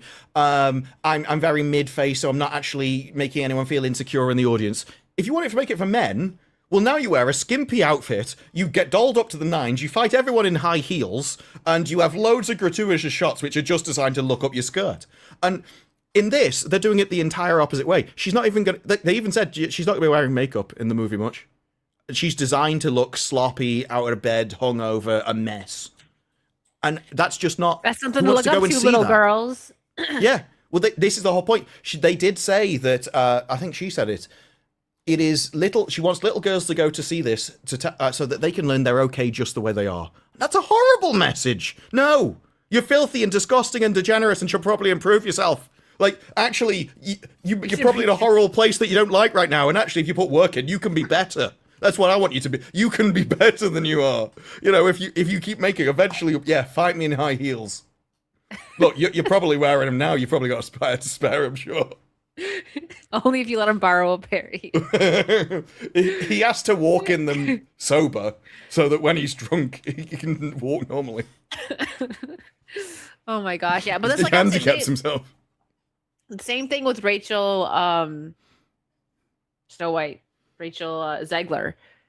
You got to put a muzzle on these people, okay? Like, they make your movie slop. Because listen, I know I didn't watch Snow White, but I know it didn't do well and people weren't really into it. But I remember seeing comments like on Instagram and just random people that aren't like us on the internet or anything that are just like, oh, I just like Disney, I like Snow White, I wanted to go see this.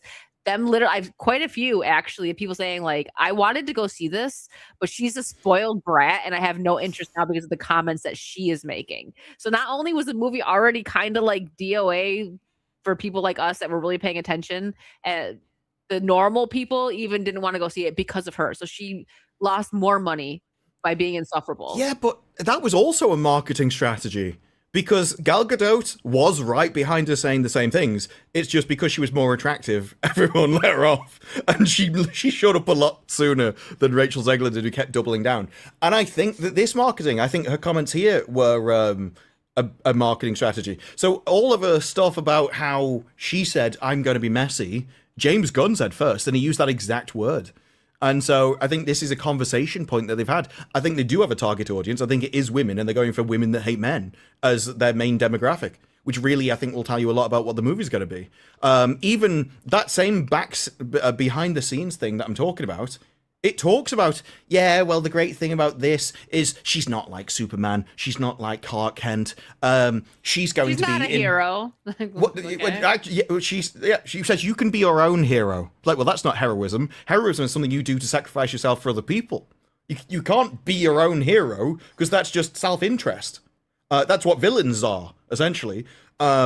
And it was like, no, what she is, she's empowered. She's going to tell everyone that she can do it on her own, and she can be messy and all this kind of stuff. It's like, I think we've seen that at the moment you say the word empower, they were 1 second away from saying, essentially, she's a strong, independent woman. That's where that video is going.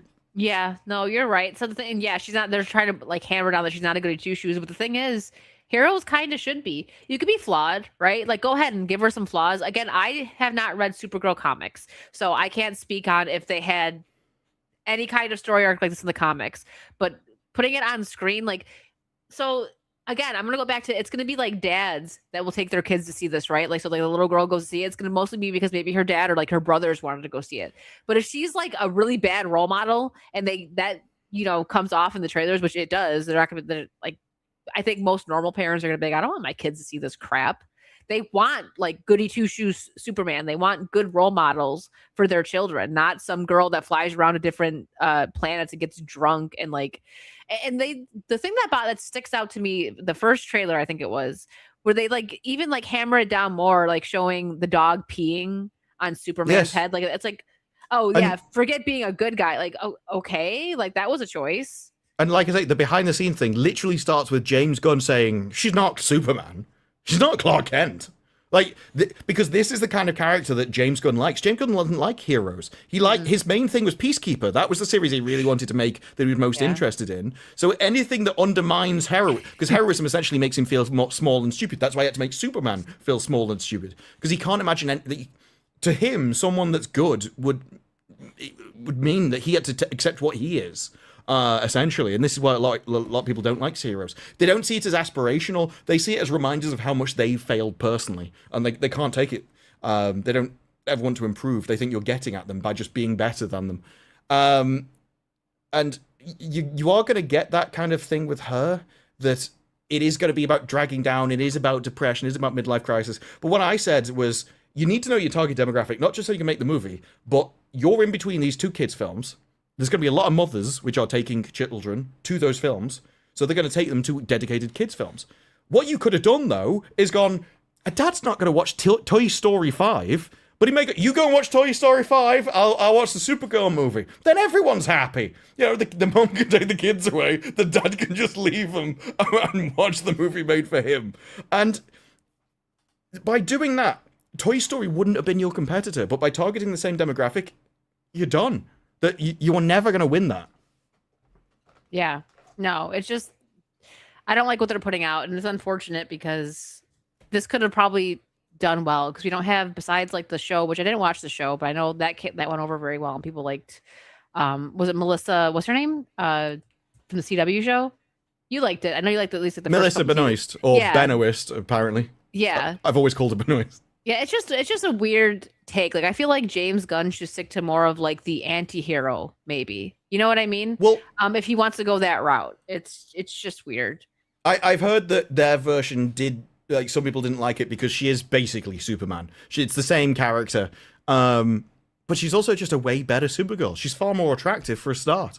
And I do think that's important. You should be wearing a cute outfit, but instead they're not even wearing the Supergirl outfit. She's going to be slobbing around in the t-shirt, and they think that's an advantage. And think about comparing this to like how great Spider-Noir is, right? Like they're doing such a good job with that, and then we've got this where it's like. But in Spider-Noir, every single thing that they could do was done to build up the atmosphere of noir.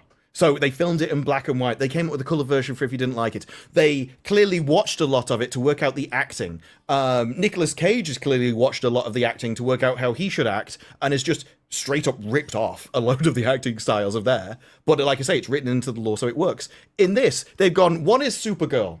Well, she's incredibly hot, attractive, skimpy, flies around doing... Okay, we'll take all that away. She's going to be messy, alcoholic, depressed, miserable. She's got no makeup on. She's just wearing slobbing around in clothes all the time. Doesn't want to be a hero. It's horrible to everything. Superman doesn't like her. He's just begging her to be a nice person. You've deconstructed the character. What are you doing?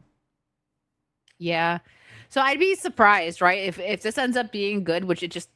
The trailers aren't giving me that. Not my type of superhero movie, and I think it seems like a lot of people are agreeing with it. I'll admit that I'm wrong, but I don't. And again, like these actors thinking that they're doing something here, like if you're catering to like feminists, it's not going to work. This isn't superhero movies just aren't for feminists. So I think they know they've made a mistake because the marketing seems to have changed. I've now seen multiple pictures of her. I've seen like 3 today that got released today of her in a costume.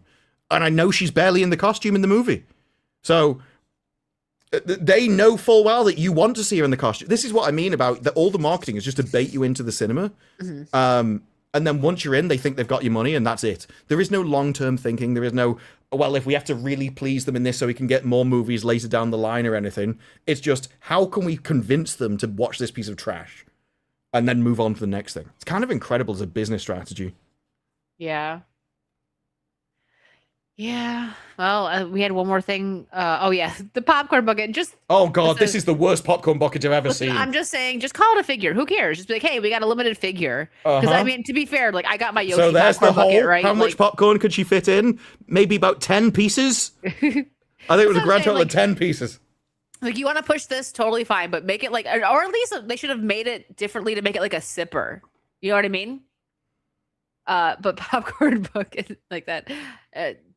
I don't know. Just release a figure. They did with Mortal Kombat. I don't know. Actually, maybe it was a popcorn bucket. But to me, like it was like the what do you call it? Like what do they call cut? The director thing that they have. I forget what that's called. Yeah. That was the Mortal Kombat one. I think it was a popcorn bucket, but to me, it just looked like a decoration. Yeah, but there should be a certain required volume, like, which is required inside any popcorn bucket. So I don't know what the I'm sure there's average sizes across America for whatever volume of small, medium, and large popcorn. If it doesn't take that, tough. You can't sell it. It's against trading standards or whatever. They can only give you a bag of popcorn with this. They've essentially just made a toy and are now just selling straight up toys and then pretending that it takes popcorn. Just say it's like, look at this. Like, this is huge. Okay, I got this for collector purposes, but look, you could put a large, like that goes way back. You could put popcorn in this. Like, this is a popcorn bucket. This even looks like they just had to mold it in 2 parts and then ripped it apart. It was like, yeah, it's just a standard part of manufacturing. Yeah. It's really silly. They should have just made it a sipper. You know what I mean? Well, but also, like, is this all that they have? Like, why isn't it a Supergirl popcorn bucket? Like, they could have literally just had her symbol, right? Like the super, whatever, like very easy. I think it's because they know more people care about him. Well, Jason the Momoa, actor. Yeah. Nobody knows who Lobo is, right? But they care more about the actor than Supergirl, and I think they're probably right. There are ways you could have played Supergirl, because there's a lot of people like, no one cares about Supergirl. I actually think if you just had a TNA character as Supergirl, yes, in today's day and age, I think that would have popped off. Because it's so far out there, there's like, finally, okay, you're just doing something for the guys to go and see. But they have deliberately done the opposite. Even in the picture behind them, in the popcorn bucket, she's wearing the big red coat, which is definitely there to cover her ass. Yeah. It's like, yeah, you're not going to see any of my figure in this. Well, it is what it is. Hey, if we're wrong, we'll admit it, but we're not going to be wrong. I've seen the projections. Oh, here's another. We're definitely not wrong in the projections. So Supergirl is looking at a 47 to 65 million opening, which would be a disaster for a superhero tentpole that costs 175. This costs more than Mando and Grogu to produce, and at least another 75 million to promote. That puts break even at right around 500 million global. And 47 is around what the Marvels got. So the funny thing about this, like the people that are sticking up for like this, it hasn't even come out yet, and they're like, whatever. But this, like Mando and Grogu, it's like, look at the numbers. They're not making money, bro. Like, pay attention to what's going on. Well, it's actually worse, right? So if you're a shill account and you want to say that Mandalorian Grogu is the best Star Wars ever made, and Supergirl's the best DC movie that's ever happened, isn't that worse? Like, if both of these are the greatest movies of all time and they've died at the cinema, that's got to be... That means that cinemas are dead as a whole. There's literally no saving it again, because no matter what great thing you come out with, it will just die. That means that superhero fatigue is real. There's no saving it. Just pack it up and go. You need a new genre now. If that's genuinely the argument you want to make. Yeah. Like Spider-Noir, I'm so glad that we're getting a show. But see, that's something I would have went to the theater to see, and I'm sure it would have been great. Like, think of watching that on the big screen, right? If they would have made a movie. But I'm glad we got it as a show, because we're getting more of it. Like, we're getting more details. We might even get a second season. I don't know if they've talked about it, but this is a show, like something like that is easy to do. I saw a funny thing that was like, will Nicolas Cage be in season 2? I'm like, as opposed to who? I know, who's gonna do it if it's not him? Listen, I love Nick Cage, fantastic actor. He does like everything. He is so iconic that he is in Dead by Daylight as Nick Cage. Like, isn't that like the Captain America of England kind of thing? What? Union Jack? Yeah, I know there's there is a Captain Britain. Oh no, I think that is actually Captain Britain. What can I say? Superhero names are not exactly original. Oh yeah, but no, just for you, Ian. But in Dead by Daylight, every time they have somebody like a licensed character, it's the character that they have in. Like, they have Ash Williams, they have Bruce Campbell in there, but he's playing Ash Williams. Nick Cage is just Nick Cage in Dead by Daylight. Like, he's just himself in it, and he's got so many funny lines. Like, that's how iconic of an actor he is. Yeah, see, made Nick. Yeah. My favorite was when he appeared in The Flash. And he was like fighting a giant spider or something. And they came out and went, I wasn't fighting a giant spider. I was just in front of a green screen, and they told me I was fighting something entirely different. And then I was watching the movie, and suddenly the spider appears. I'm like, what on earth? How is my face there? And this, like, didn't even make 100 million. Like, I know, like, the state of Star Wars has been bad for a while, but like, as someone who went on Thursday when it opened to see it, like, that's such a sad state to see. Like, it shows you, it's like it's done. Like, of course, they could probably do some work to kind of bring it back, but they've kind of just driven that franchise into the ground, and it's sad to see, because it used to be so big. Like, it was one of the top franchises to a lot of people, right? And people dressed up to go to these. Same with like superhero movies. Like, I remember being so excited to go see like the Avengers and stuff. Like, it was literally like you didn't even have to see a trailer or know like the plot for like the earlier, we'll say, Marvel movies. You're like, I'm gonna go see it. It's gonna be fire. Like, but now it's like we watch these trailers and we're like, the magic is gone from it, and it's disappointing. There's an interesting question behind, like, what do you think did more damage to the other one? The Star Wars brand in front of Mandalorian and Grogu, or Mandalorian and Grogu next to Star Wars? What are people most fed up with? It was, because that was always a stupid decision. Like, we're going off streaming numbers. There's a world of difference between paying $20 and going to the cinema and just turning something on Disney Plus, which could autoplay after the last thing you watched on Disney Plus. And spending that amount of money on a streaming series, and literally turning your streaming series episodes and just putting it on the screen as if there's no difference between the way you write a movie or a TV show, which I suppose from their perspective there isn't, because they just write it as movies in the first place. It was always doomed to fail. I don't think Supergirl needed to fail. I think you could make a good Supergirl movie. You would just have to understand things like heroism, why she's there, who she's there for, and what they want to see. Like, it should have been way more like Wonder Woman. Like, if Wonder Woman wasn't in a skimpy skirt and Gal Gadot, that movie would not have been the same success. Come on, even women didn't realize that she couldn't act because we were so invested in the movie, right?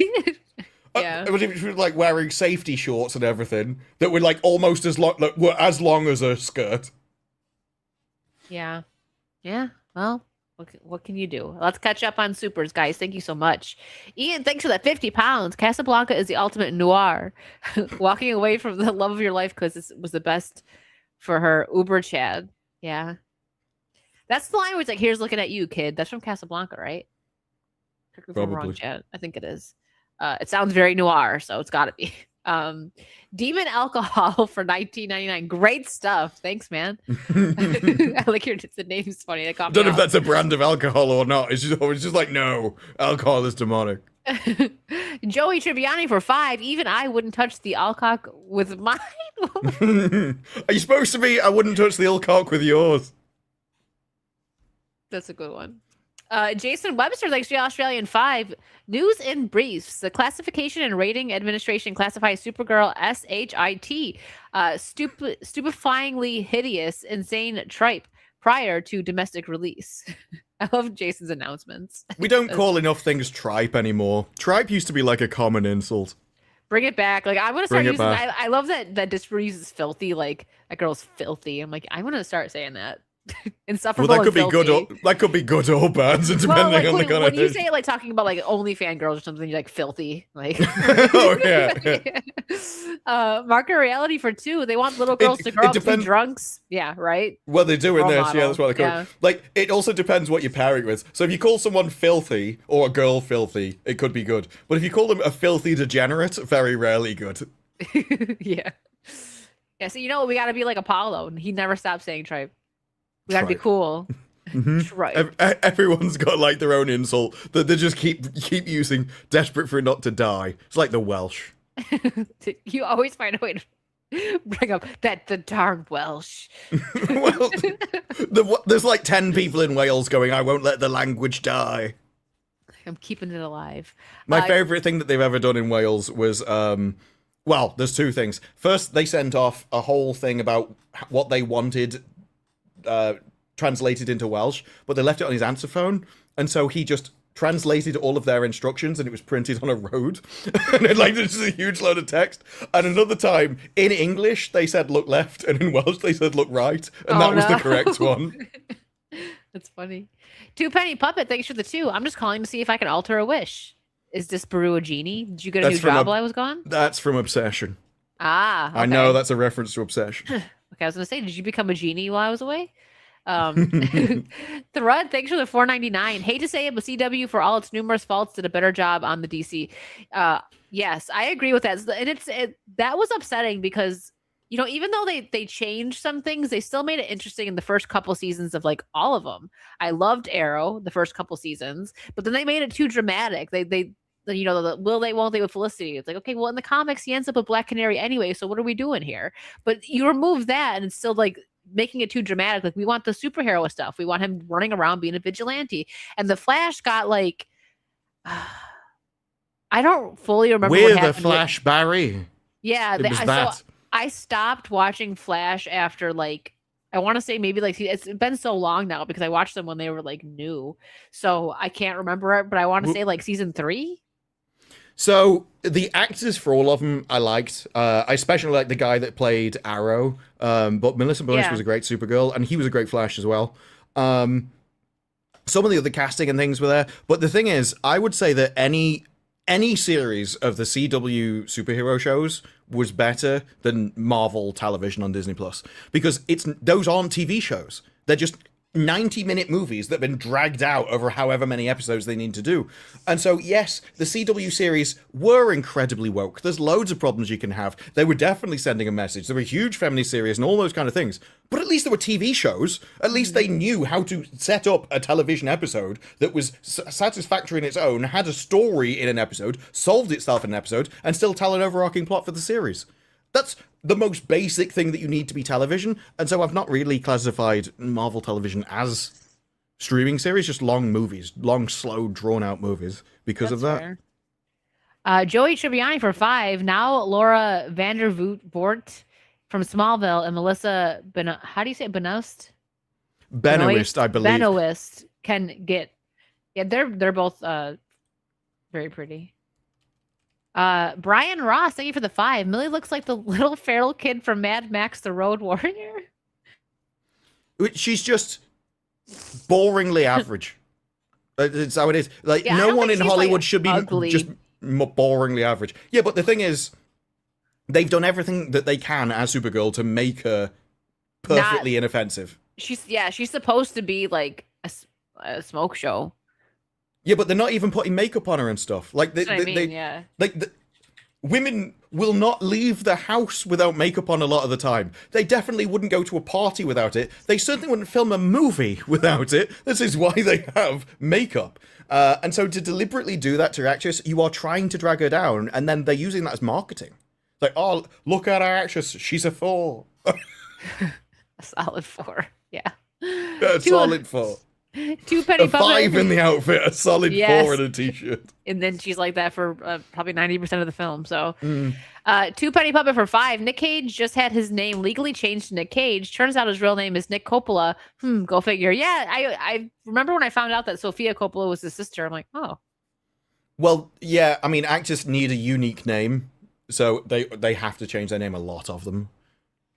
Yeah. Yeah, that's true. And I just hope they all change their name to Chris, so we can get even more Chris's in, because I don't want another seething report about how many more Chris's there are than 60-year-old women. If we can narrow that down, I did retweet that with, we've done a good job, but there's still work to do. And I think if we can drag that age down, just by filling Hollywood with Chris's, we'll have done a good job. That's a win for you. Mm-hmm. Yeah. Either that or more talking animals. I'm fine with either. More talking animals? Yeah. I mean, well, that's what the study was. There are more Chris's and talking animals than 6-year-old women in Hollywood. So you put this in the chat. I'm not familiar with what's going on here. Keanu Reeves is seeking leniency for Carl Rinch. I don't know if I pronounced it right. Rinch. Oh, I just thought this was a cool story, right? Because so this guy has somehow managed to scam Netflix out of $11 million, and as it says there, he was supposed to make a series called White Horse, and instead just wasted the money. Lavish purchases, luxury cars, high-end mattress. How many mattresses does one man need? How much can you actually waste on a mattress to begin with? It's like, out of $11 million, oh, I bought the most expensive mattress I could find. It was $5,000. That's about as much as you can waste. And then crypto investments. Forgive me if I'm incorrect here, but the entire point of investments is they're supposed to go up. So you should actually be making money on that one. So the thing with this was just the fact that, firstly, this proves that people are stealing from Netflix. They are making TV shows and skimming money off it, 100% proven now. And it made me wonder, how many other shows is this happening? Every time we've gone, where is the money gone? Because it's clearly not on the screen. Did it go on high-end mattresses? That's what he did? Sorry, I didn't know that. Oh, boy. I know he was living the good life. Wow. So Keanu is that why he's trying to get leniency and mercy? He's like, look, I went to that house. It was amazing. I think Keanu's I mean, he's cool for a lot of reasons, but he's always kept like his personal life pretty private. And that's hard to do in Hollywood, and I respect it because well, yeah, but he just seems to be a nice guy. So he's had times in his life where he's been homeless, and people will just find him. He'll walk off the set, and they'll just find him talking to a homeless guy down the street. Because he's like, I knew what it was like when I was you. There's things like he has a birthday routine where he'll just go and buy a cupcake at the same place every year and just eat it on the pavement outside. Simple man. You know, in John Wick 4, the fight scene up the stairs, there's a video of that where everyone's dragging all these boxes up to the top of the stairs with all the equipment in. And he's there with them, dragging up 2 boxes, and his body's screwed, right? Yeah. With all the stuff he's done. They always say when he walks off and he's staggering, he's not putting that on. That's just how he walks, because he's just injured all the time. So he's there staggering up with 2 boxes, and I saw a guy come down, one of the handlers, and they're like, no, let me take him. He's like, no. And just carries on going up the stairs with it. And he didn't know someone was filming.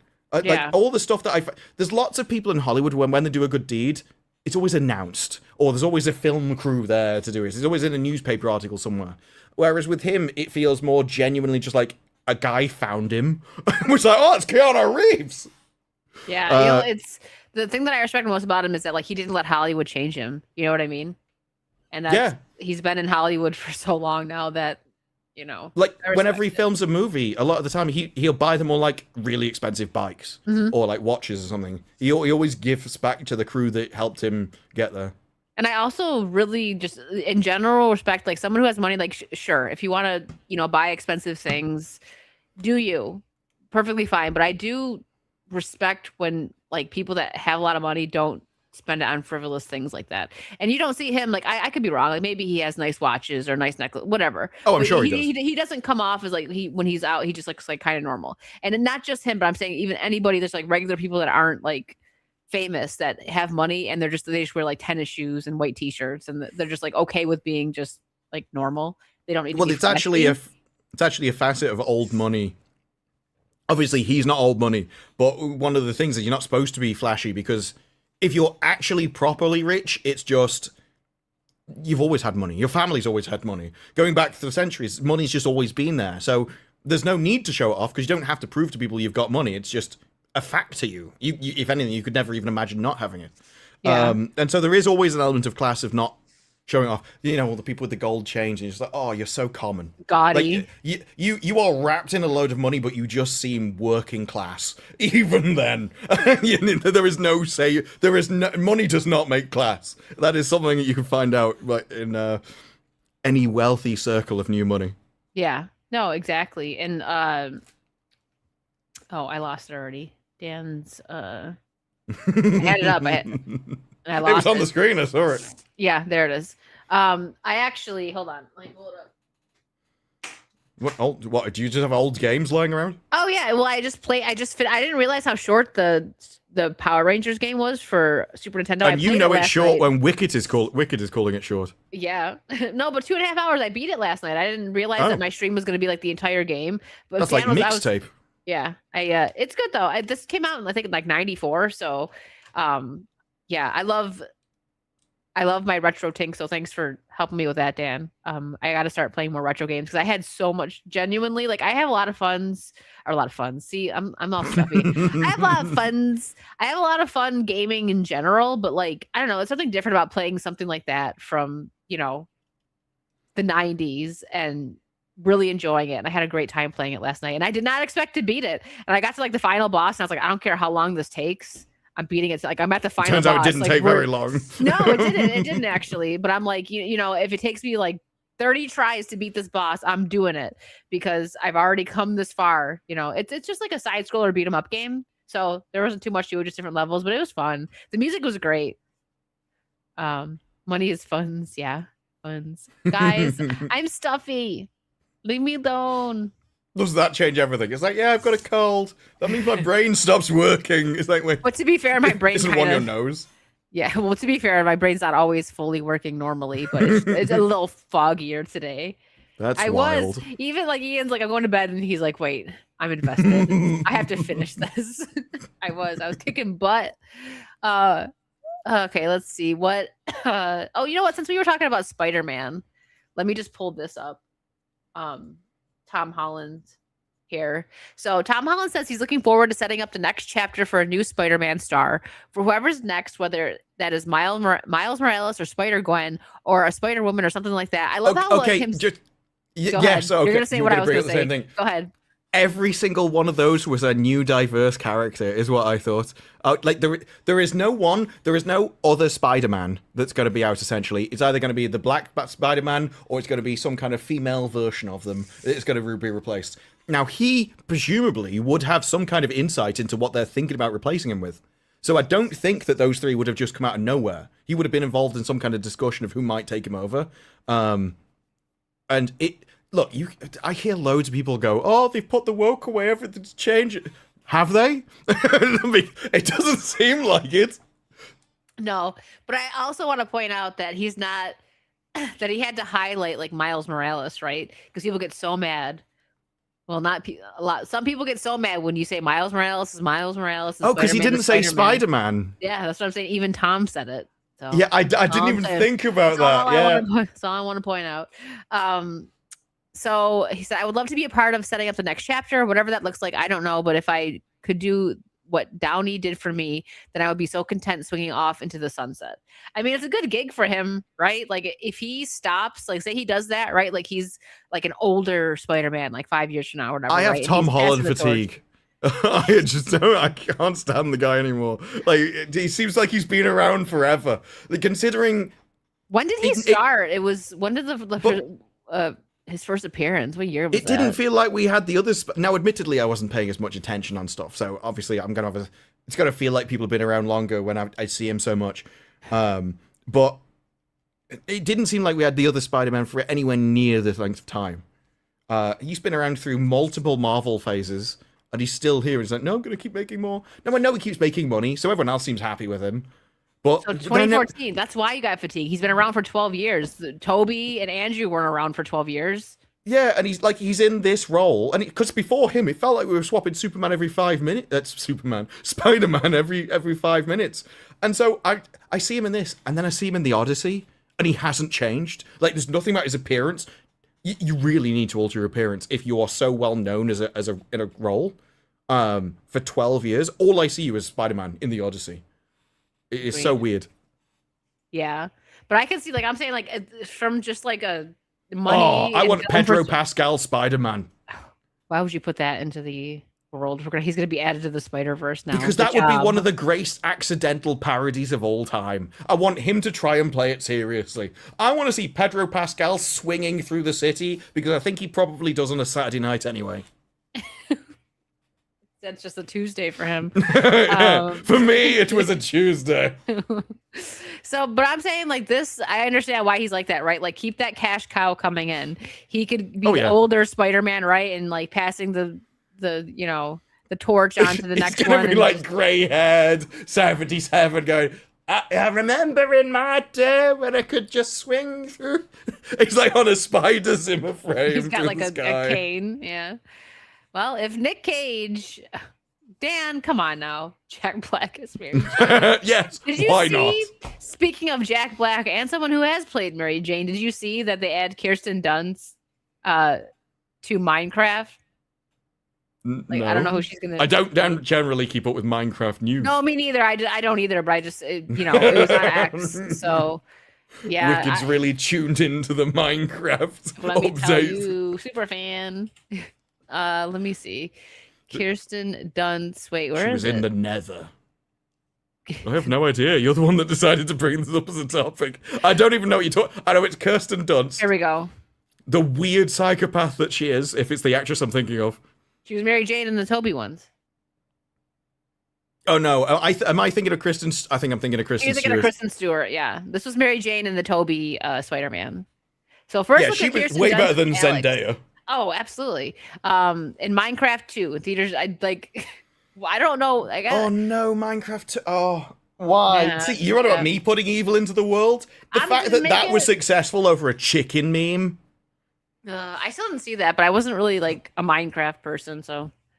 It was awful. It doesn't matter if you're a Minecraft person. I remember when Rags came on FNT, and he's a fan of Minecraft, and he gave it worse reviews than any of us. Like, he knew all the Minecraft lore, and he absolutely hated it. But from what I remember, the only reason that took off is because of the meme. There was like a chicken in a wrestling ring, and at one point it became a meme to just throw your popcorn everywhere and destroy the entire cinema. And there was just kids filling cinemas. At one point, I remember someone brought in a live chicken into a screen, and they had to stop several screens because they just annihilated the place with trash. But they kind of didn't care, because at that point there were no other movies out, and they was making $1 billion, Pre-Microsoft Minecraft was so great. Microsoft used to make good games. There was Star Lancer. I think that was from Microsoft Studios. I think they also that's an incredible game. One of the greatest actual like space shooting games of all time. And I thought they also made Age of Empires. So they used to be able to make good stuff. Yeah, but as most of these developers, it starts going to crap at some point, unfortunately. Well, now they'd have AI make it for them, and then they'd just probably publish it. Like, that'll do. Yeah. That'll do. It is a case of... Age of Empires. Yeah, dude, that studio used to put out a load of good stuff. There was even, I think it was just a skin. It was basically the same game, but there was a Star Wars skin that went over Age of Empires, and you could have like Jedi going around. Yeah, and all I used to do is get a transport ship, drop one Jedi into their base, and it would annihilate everything. Was not balanced at all. Not at all. Austin, thank you for the $4.99. You did excellent on the game last night, Wicked. The stream was fun to watch. Thank you. I'm glad you enjoyed it. I had a lot of fun. Despite being sick, I pushed through just like I am right now. I feel like somehow I like sound and feel worse today, though. I just need sleep. Ian, thank you for the 50 pounds. Kirsten Dunst is the absolute closest you can come to being pretty without actually making it. And that was only years ago, because now she's done the best she can to ruin herself. It is absolutely astonishing why, as a woman, you would ever deliberately make yourself ugly. That needs to be studied. Needs to be studied. Okay, so do you watch Mobland? Are you into that? I've show? seen it. Yeah. You've seen it. I've never seen it. I know it's popular though. It's like on oh, you the should. list. You'd like it. Yeah, it's on my list. So I don't know if you like gangster stuff, but if you do, you'll like it. I do. So I think I would really like it. Exclusive, Tom Hardy was not fired from Mobland, and despite creative tensions, sources say things are being worked through creatively for him to return to season 3. The fallout can be attributed to several factors, including reports of Hardy's tardiness on set, insistence on rewriting some of the script. He's difficult, but he's a movie star, one production source said, suggesting fault on both sides. Others say the situation may have been resolved sooner, but leaks from the production sources claiming Hardy was fired escalated tensions and prolonged the drama. So I've also heard people suggest that he was fired, and then the sources leaked it, and then because people were like, well, the series is done then. You can't have a series without him. Is he like a main? I was going to ask that. Like, is he a very important character? So the series is told from his perspective. You've got these like different crime families, and he's a fixer that works for one of them, and you follow him going through all of the problems. So the families are causing all these different problems. There's a load of drama. You're like, is there going to be a war that's going to annihilate them? Are they capable of doing a war? And he is the fixer, which basically tries to manage the risk. If there is danger, he sorts it out. If a guy gets in trouble with the police, he's the guy that sorts out all the problems for them. And so because you're following him all the time, you're like, how on earth could you tell this story? So the article itself says something along the lines of it was split on the set. Some people thought you could continue without him, so they were more than happy for him to go. Others were like, no, you can't. And when the fans were like, you don't have a series without him, they may have panicked and brought him back. What we do know is he has been known for this for a long time. There was, I can't remember what movie it was in, with Louise Theron, I think it is. Was that the Mad Max one? Yes, Fury Road. Yes, that's the one. I saw reports that at one point she was asking for like a per minute fine for every minute he was late. Wow. In this, they said he just won't come out of his trailer. And so he is keeping, I think the original report that came out was that he's there and he's keeping like Pierce Brosnan and Helen Mirren waiting. That's a death. That's career suicide, you know? Yeah. You just can't do that. And so he was acting as if I'm the big shot. I'm the most important thing. You have to wait for me. When actually you've got all these other big names in there that you're competing with and you're pissing them off. Now, in Mad Max Fury Road, it was also something he was known for. If you go back to Star Trek Nemesis, when he was the villain in that, Picard Patrick Stewart wrote down in his memoirs, this guy would never leave his trailer. He was always in the trailer with his girlfriend. He'd never mix with us on set.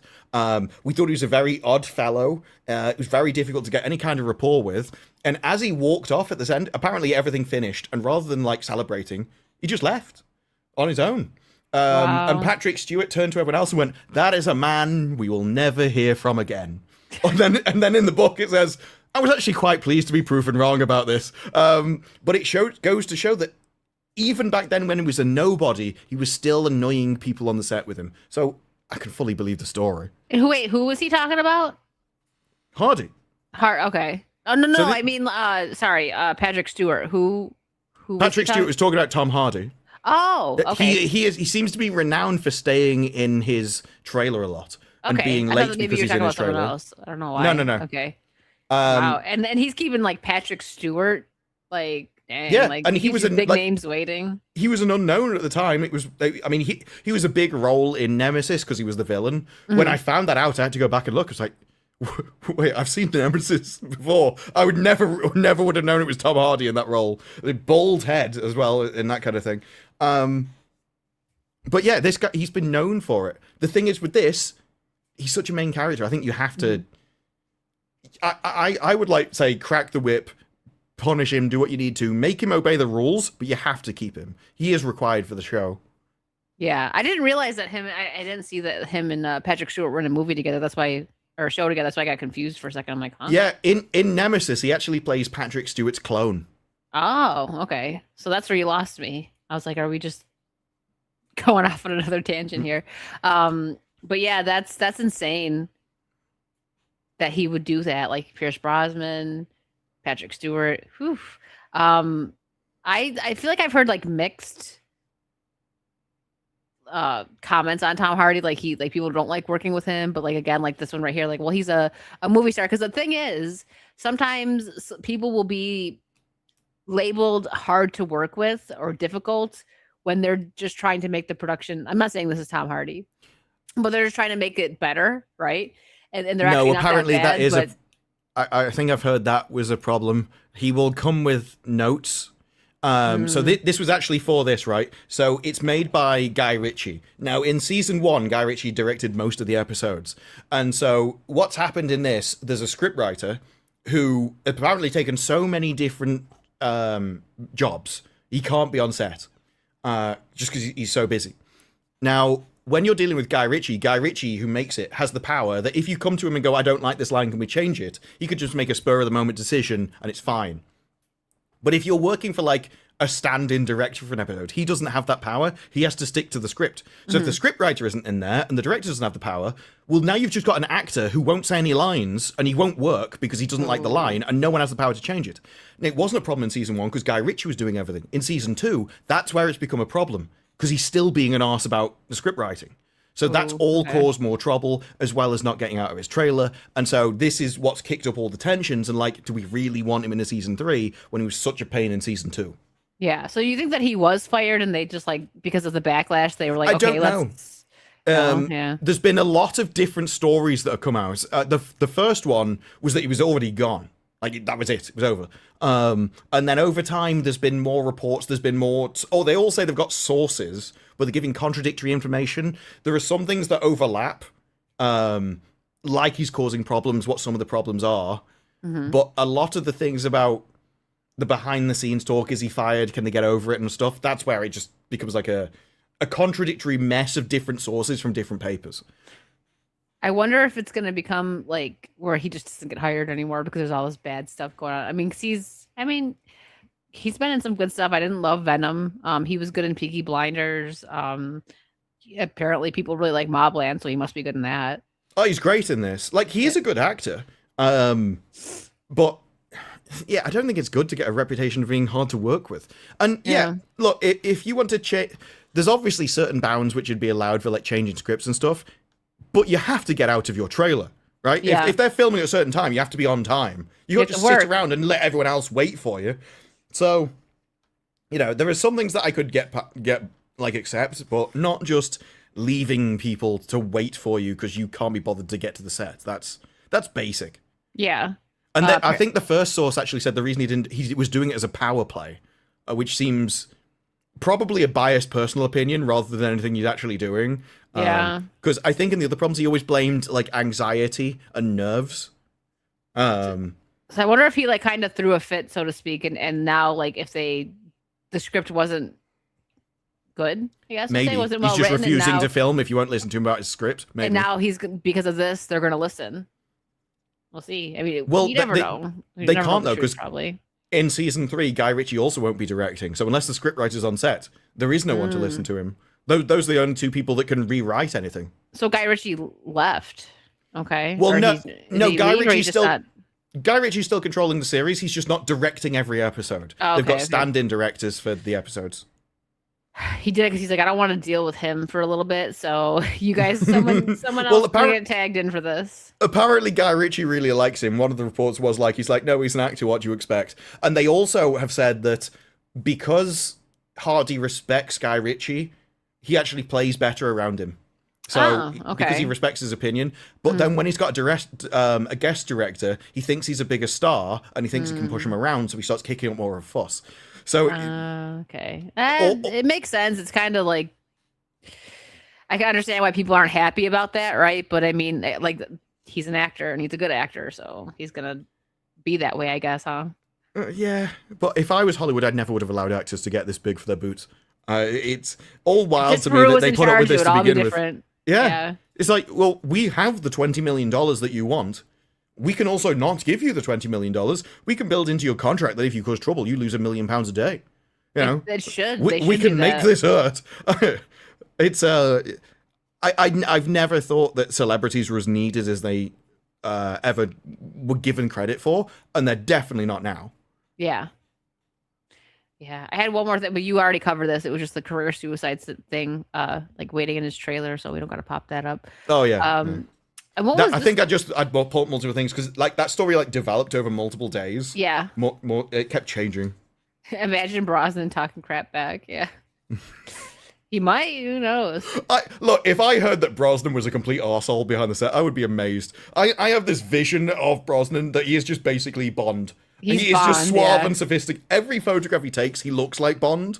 And so he always strikes me as sort of the perfect gentleman. I kind of don't want that image destroyed, but it would be funny if you just found out he was just like dropping N-bombs all over the place. Like, this guy is just swearing like a sailor as he's going around.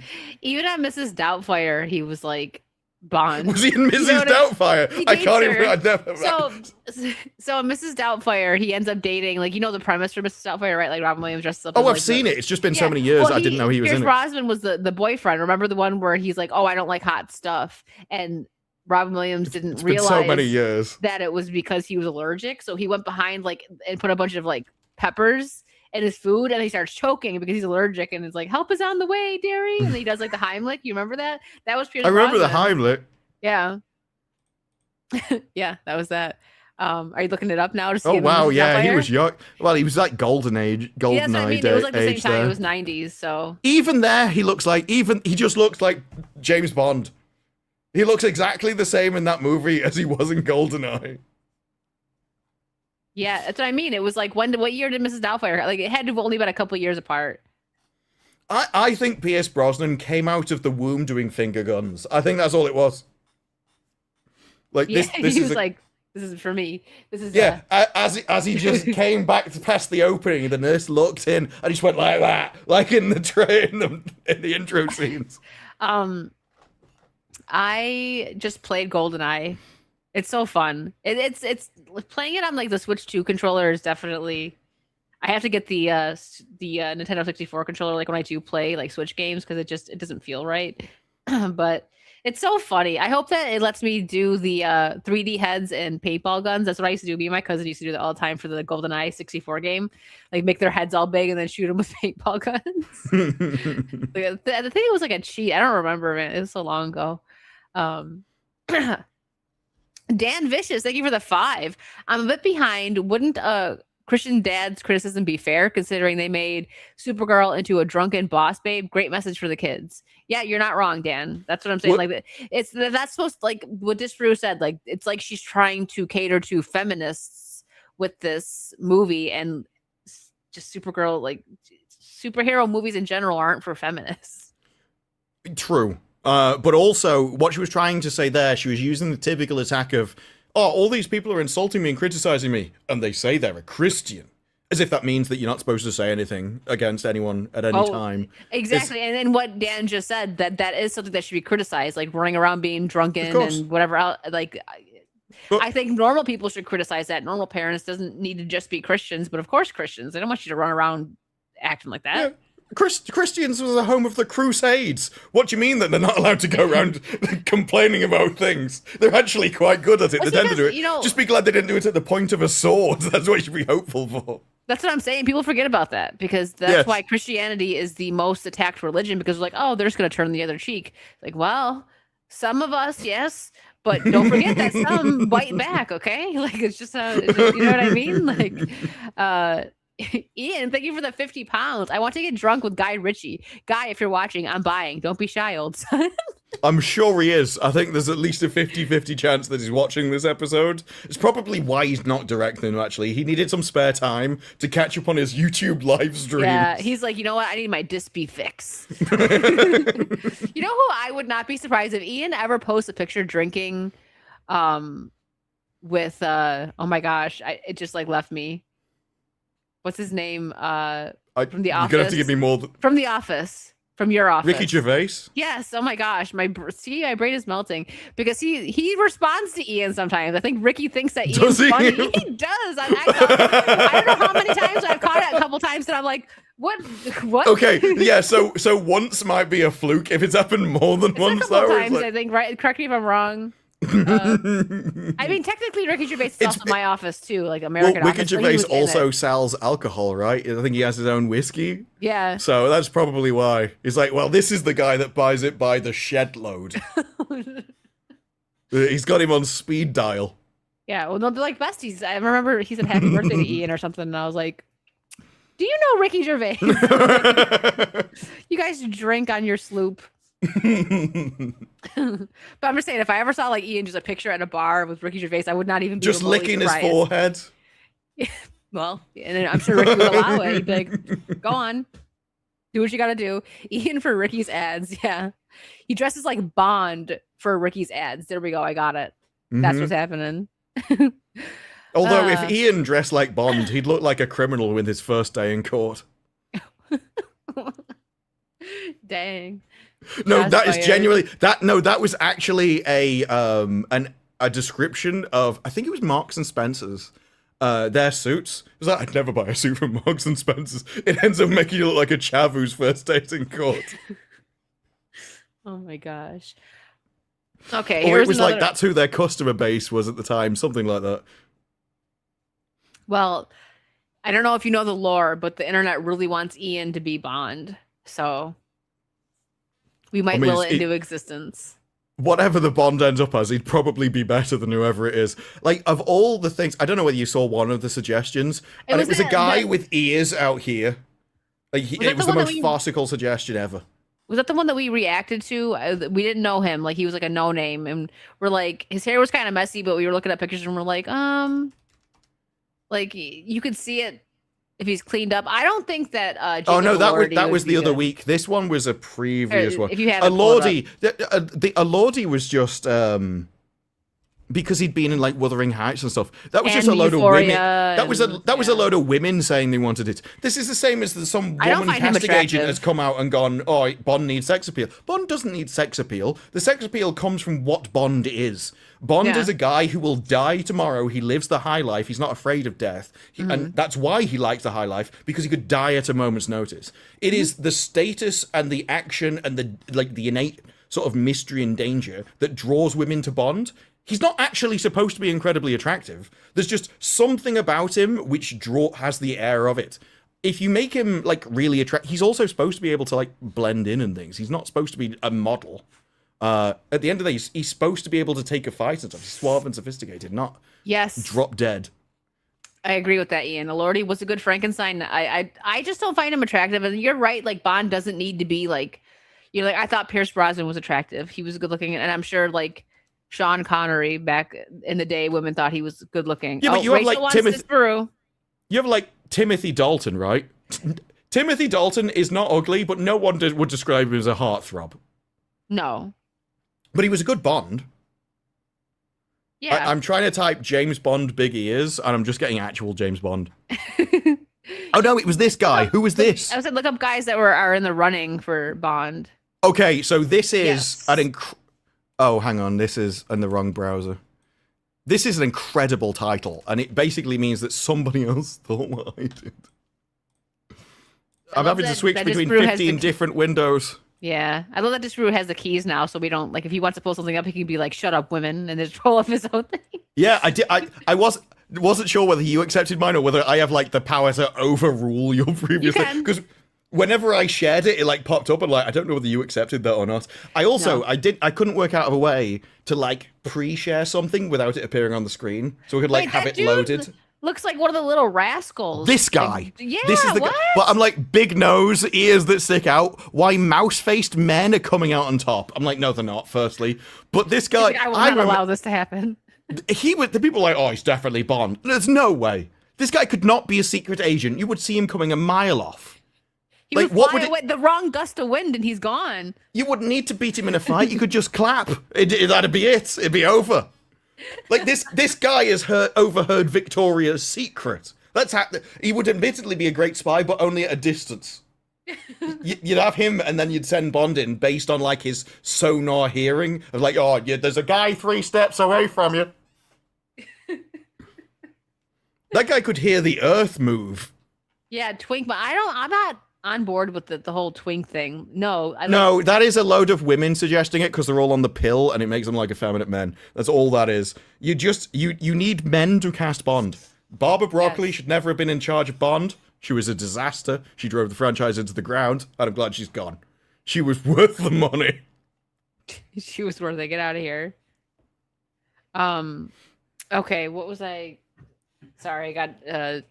distracted.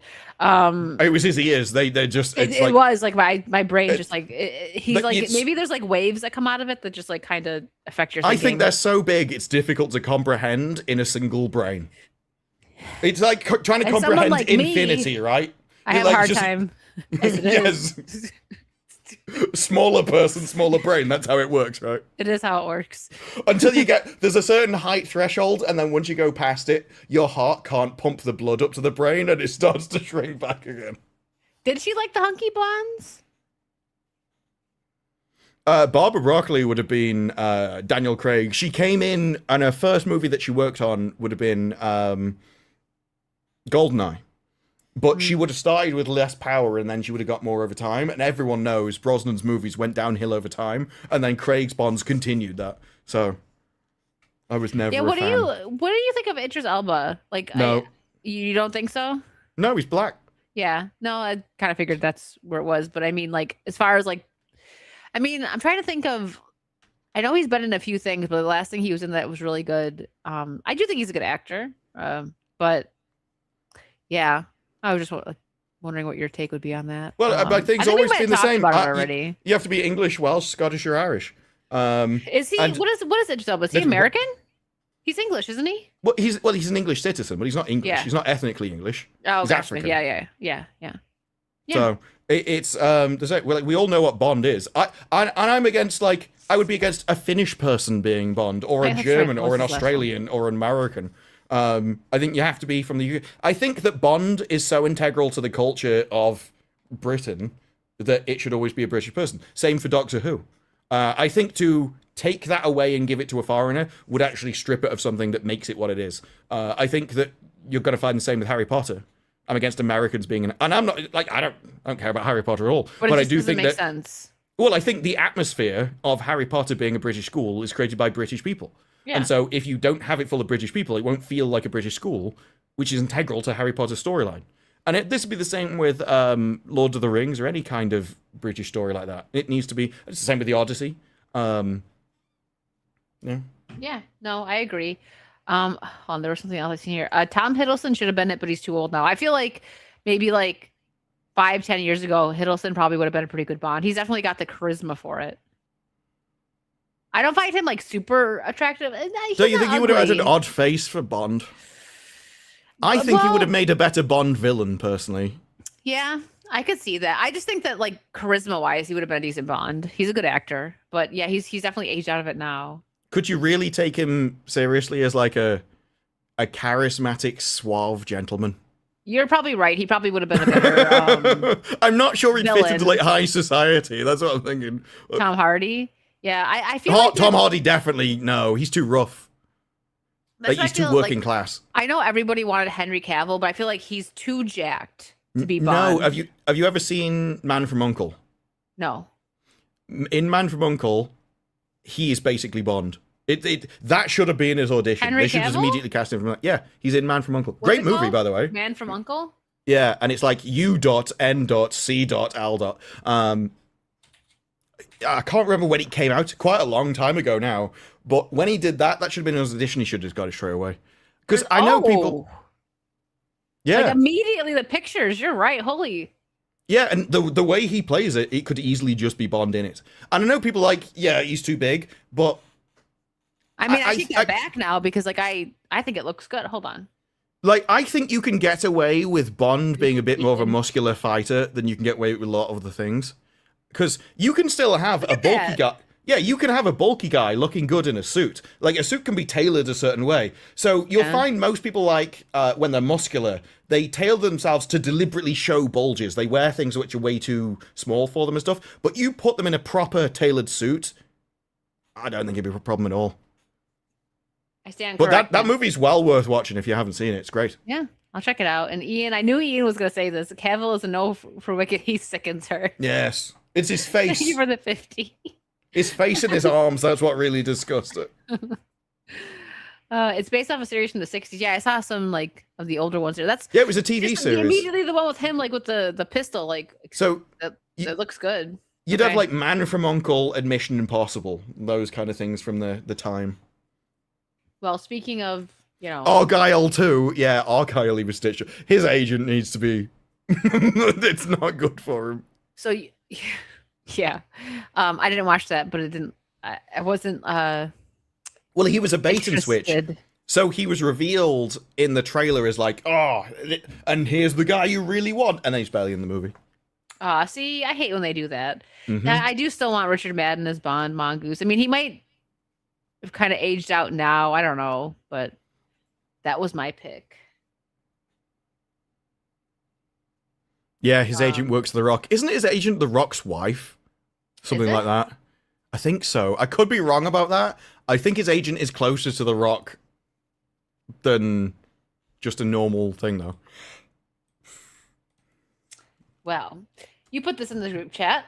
Sherlock Holmes franchise continues its expansion with a modern reinvention series focusing on his arch nemesis James Moriarty. What are your take on this? Apparently she was married to The Rock, but they divorced in 2008. Ex-wife. Okay. Yes. So what's your take on this Sherlock Holmes franchise expansion with James Moriarty? I love Sherlock Holmes stories. I was even a fan of Robert Downey Jr.'s movies. Yeah, I like those too. They weren't really Sherlock Holmes movies, but I liked them anyway, just as independent films. So anything that can do a good spin on Sherlock Holmes, I like, even if it's like a new modern one. A load of people don't like I forget his name, but he was in Star Trek and stuff, like the BBC Sherlock Holmes series, but I liked them until it fell apart in the final series. I know a lot of people are like, well, it's written by stupid people for stupid. I liked him anyway. So I'd want this to work. I don't know how it works. So I don't know how you make Moriarty work with the police, because the main thing about Moriarty is the villain. He's the planner. Mm-hmm. And so I want to see him be Moriarty. I don't want to see Moriarty be good. There was a series recently about Sherlock, and that started good for the first 3 episodes or something. The Moriarty in that was good, but then it just evolved into like girl power modern stuff. Again, that was another bait and switch. It really fell apart and destroyed itself at the end. I could only assume this would be something like, I don't know if you ever saw, what was it? It's not Satan. Lucifer? Lucifer. There was a series, Satan comes back to help solve crimes with the police. I liked it. So you can definitely do that. I would just prefer the other way. I would just prefer Moriarty not solving the crimes, but causing them. I would like to see people chasing him. I would like to see this master grand plan, because we always see it from the other direction. And it would be nice to see, but you'd need really good writers to be as smart as him. Are they saying, like, is there any news on who's going to be like the writers and stuff on this, or not yet? I don't know. You have to click more details. Here, let's see this. I don't know if there's more details about it and what it is. They keep showing that guy as acting, but he was the one in BBC Sherlock, so I'm assuming he's not going to be in this one. I'm assuming it's going to be a different one. Yeah, thoughts will naturally turn to who will play the lead. It was in the paragraph you just got. Oh, sorry. Okay. Yeah, casting is yet to come. So, Okay, so we don't really know anything about that. yeah. We are thrilled to work with Fremantle to bring to life the original character-driven spin-off from the Sherlock Holmes universe that Chris Cornwell created. Oh, Moriarty, so it is the guy they keep putting in the photographs. Okay, that's the guy that played Sherlock. Is that who's in the photograph, or was that one that played Moriarty? I imagine so. What's the Fremantle one? Fremantle was Research Live. actually pictures crimes by a draw. Look, because if it's him, he's dead. Him? Like in the Yeah, show? He shot himself in the head. Oh. And who was he in the show? Moriarty or That's why I assumed it wasn't him. Yeah, he was Moriarty in the show. Played a really camp version. I didn't like it. I really like Moriarty as a character. He overplayed it, quite frankly. Very, very camp, over dramatic. Trying for this mad genius style, and I prefer the kind of Moriarty which is just like Sherlock, but the mirror image of him. Oh, that's the one with Cumberbatch. Okay, I know what Yes. you're talking about now. All right. So whether that's him or not, but it is just I would rather see it from the other way. I would want to see Moriarty in his prime, doing all the crimes, running the network. The police are after him. Sherlock's after him. He's dodging out and all these things. Bit like. Do you think it's gonna be like a prequel? Then, if he's dead, if it's a spin-off from a show that he's dead in, like I don't know, unless they go, well, actually, he didn't shoot himself. They could always do that. But I think that would be cool, because we saw in like the Saw movies what it was like to see, like, follow the serial killer and to expand his plans. So I think you can definitely do that with Moriarty. Just can they do it in today's day and age with a character whose entire thing is I'm really smart? I don't know. interesting. Okay, what else? Oh, gosh. I guess this is what we what happened to I had the Cynthia Erivo thing or Vio, whatever. A Revo. A Revo. I got it wrong She's twice. like, yeah, everyone's judging me as a black one. You're like, what do you mean? It's like, well, when we were doing Wicked, despite the fact that I did look like a vampire, and immediately after following and doing the Wicked research, I went off and became a vampire. I can't remember which vampire she played, but she definitely played a vampire in a series. And by the way, you know Ariana Grande, when she was there and everyone said it looked like it was draining the life out of her, the moment she left, She looked like she had a cheeseburger and her life came back. she recovered. The moment everyone got off that set, the life force started to return to them. I was like, all of those problems, it was actually just because I was a bold lady. That's what it was. It was because they didn't like I was bald. They didn't like my skin color. It's all about me.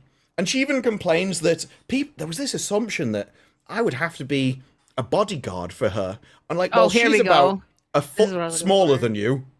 And you were actually her bodyguard. You did genuinely protect her from somebody. So I think they were right. Yeah, she says so. She talks to Variety about people joking about her being Ariana Grande's bodyguard after she defended her from a red carpet intruder. I think that we haven't really come to terms with the insidious nature of how we view Black women. It has nothing to do with, like, of course she had to go that way. Like, that's what they do. She had to go that route. It has nothing to do with her skin. If she was a white lady that did that, people would still be like, the way she acted, it doesn't matter her skin color. Like, also though, she goes on to list other physical features, and none of them have anything to do with her being black. And then she says it, and people are going to read this and say, oh, for goodness sakes, it's not about that. But it is. No, it's not. Because that's what was being made fun of. It was my physique. It was my shape. Nothing to do with black. Nothing to do with that. Nothing to do with that. What I looked like. Yeah. And because of that, there was this assumption that I was bigger than my co-star. And so I had to be controlling or protecting. That was my role. I would hazard a guess that it would have not been the same had I been the other way around. No, it would have. This is just someone with a very minute brain. That's why her skull goes back at her eyebrows. There's a significant chunk. I don't know where that's gone. You've got a far smaller head than most people have. And you go and say, yeah, it's my skin color, and then list all of the things that have nothing to do with skin color. So even yourself know there's other things, because she does look unique. It is very strange for a woman to go around bald, for a start, compared to everything else. But also, you played a vampire! You know you look weird, that's why you got cast. Glad Will Smith broke up with her. Well, she does kind of look like Jada Pinkett, doesn't she? I think she would. I still think she'd be better than Jada Pinkett Smith, even with all of this. She cried didn't she cry because of the helicopter? Like that. Yeah, and they're like, "Shoo, go away, no. And she's like hovering. I think she was like hovering over And it with her crying. hands. Yeah, listen. Whatever happened with that cast needs to be studied because it wasn't just her or Ariana No. Grande. It was Michelle and also even what's his name from Jurassic Park? My gosh, he played the wizard. I don't know his name, but I know you mean. Yeah. They all like turned vegan. It's like, why would you do that? Steak is good for you. I think one of them went, you would look amazing on Ozempic. Yeah, really you would did look wonders really for me. great if you dropped to 50 pounds and were down to like a cool 80. You'd look great. You know, have you ever considered running for biggest weight loss challenger at Thank you. Weight Watchers? I know it does look like side effects of malnutrition. Like that's the thing. Like these people were already small. Like even when you look at Cynthia, like before Wicked, she was like a little muscular. Like she had muscle on her. And then now she's like this. And Ariana Grande was definitely skinny. There was no thickness to her whatsoever, but she looked healthy, right? Like her face was filled out a little bit more. And then like for these, it was just like, well, I mean, especially someone like stress or something, right? Like maybe they're under a ton of stress and they all just like kind of had the same diet and they weren't eating and they were working long hours. Who knows? But especially someone like Michelle Yeoh. So as you get older, you do start to drop fat from you. And so, yeah, if you then go on a diet as well, you end up looking like a corpse. And there are times, because as you see in there, she really likes her like dresses, like strapless dresses. You see all of her neck. And sometimes when she stretches, I could see every single bone in your shoulder. And it does not, it's not a good look. It just looks unhealthy. And I remember this was a YouTuber I like to watch, Call Me Chris, and she, I guess, used to have like an eating disorder, right? So she was talking about the cast. She did a video on it, and she wasn't really critiquing them in a mean way. It was more so like being worried for like their health and just talking about it and also talking about the dangers of like young women, young girls that might be watching this and thinking that's like the good way to look, and it's not. It's unhealthy. So she was talking about that, and people were trying to like attack her so bad without even watching the video. Like, you YouTubers just talking about everyone's bodies, and it's like you guys are enabling this, telling them they look fine, like yes, queen, slay. Like no, you look like you're 2 minutes away from going to the morgue. That's not healthy. Yeah, I mean, I think you should critique both extremes, like being incredibly overweight as well. Oh, absolutely. It's just I thought that with Ozempic we might at least have a middle ground for a while. And it's like, no, they just keep going. Like, I'm going to lose as much as I physically can. So I really did think there'd be at least a time where people could just look like human beings for a while. And it's like, no. Then just people who were already in normal weight started taking it for some reason as an advantage. It was so strange, but it is funny in her comments. Just it's kind of like an ego protective thing. So she wanted it to make it so it wasn't her fault. People were critiquing her. She knew that. But she couldn't ever say it was her fault. So she just immediately just defaulted back to factory settings and went, it must be my race. It's like, have you ever thought you did settings? It was. That was just it was just her instinctual response. Oh, it must be because that's how she's got through the industry. That's the only reason she's got a career and a job in the first place. And so she thinks if I just say the magic word, I'll get a magic response. It's like anyone else just thinks you're an idiot. I forgot you put this in the group chat. I don't even know if I could bring this up. But her role on Big Mouth. Can I bring this up? I don't know. Link it in the private chat. I don't even know what you mean. So it is a case of she couldn't even consider that people were just responding to her actions. It always had to be something else. It had to be somebody else's fault. You put that in the group chat, and I just pulled it up, and I was like, well, I thought you could, but if you don't want... I think we can. Why don't you share it? Go ahead. You want me to do it? You got it? I can pull it up. If you already have it up, you can go ahead and share it. Look, the longer you keep repeating that and they see it, the weirder this is going to get. I got it. Hold on. See if we can beat you to it. Who's going to win? This brew one. Cynthia Erivo, that appeared on Big Mouth, was the best role in my life. I played a Vag. And she was powerful, amazing, frank and straightforward. The way you want them all to be. That is, as a man, something I've always wanted. I've wanted a straightforward, powerful, amazing, frank talking Minge. That's my favorite thing. I've always wanted to go down there and look at one and just ask it a question and it answers me back.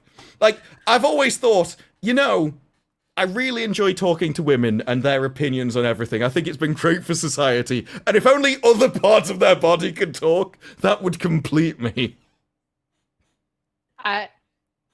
I don't even know what to say. Can you But imagine if it started critiquing you? It's like, no, left a bit, up, down. Listen, this show. It starts giving you like hints and critiques along the way. It's like, this is about a 3, mate. You're gonna have to step it up, I'm telling you. Just like demasculating men. Everyone's a critic. Oh my goodness. So this show. Why does it have a face? That makes it worse. Because there's a line in Coupling where he's like, look, there are some places you never want to see a face. You can't go back. It is like, it will destroy your image of your wife forever. Just the moment you see eyes and a mouth coming out of that thing, it's like it's like the Alien movies. That's Well, especially if you actually saw Cynthia's actual face. Oh. Yeah. Faithful geek, look away. Picked an interesting chime. Where would the brain be? Mind you, no one's ever asked that about Cynthia. You thought, everyone always wanted a straightforward minge. Not a complex one, not one that's assembled. Straightforward? Like, why was that the word? The last thing you'd want one to do is lie to you. I mean, that's true. You need a truthful. She is correct, though. A powerful one. Actually, I'm sure that has many advantages. You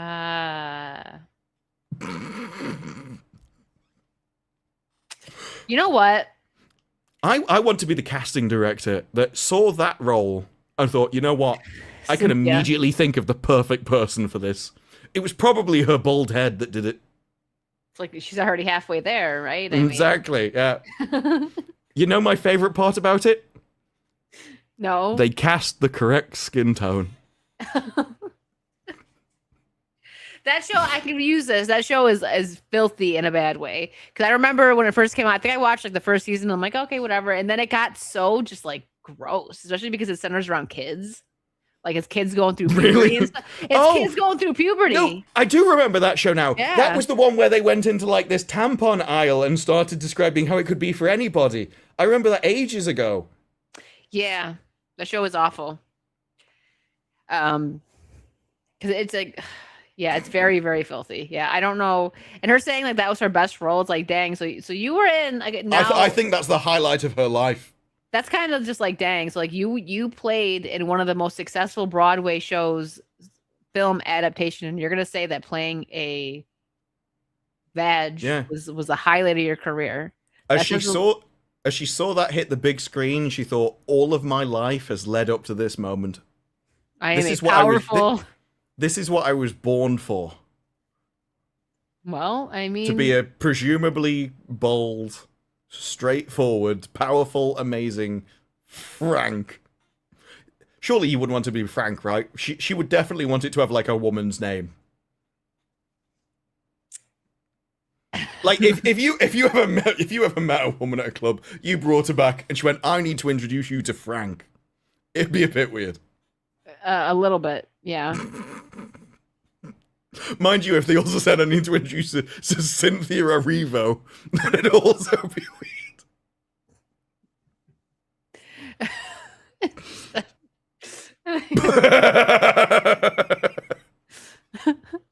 Yeah, I agree. Cynthia had earrings in. I think her cartoon thing needed the piercings as well. Just give her the earrings and the like. She reminds me of that meme of Squid. I think they call that vajazzle. Ew. I need to go to bed. Oh my gosh. I'm gonna get supers now. I want to remind every single person in this chat that Wicked was the person that brought that up, and I didn't even remember I shared it. Sometimes I put things in that chat as just, I think this is funny. I didn't actually expect it to. I just leave Wicked to choose the topics. Well, we were already talking about Cynthia, and I pulled that up while you were talking, and I was like, what is, like, I just caught off guard, because I did not see it in the group chat until I clicked on it. I saw can I distract you with a piece of philosophy? Because I think this is an important question we should think about. Yeah. Have we checked all food to see if exploding them makes them into something better, or did we just stop at corn? That's a fair point.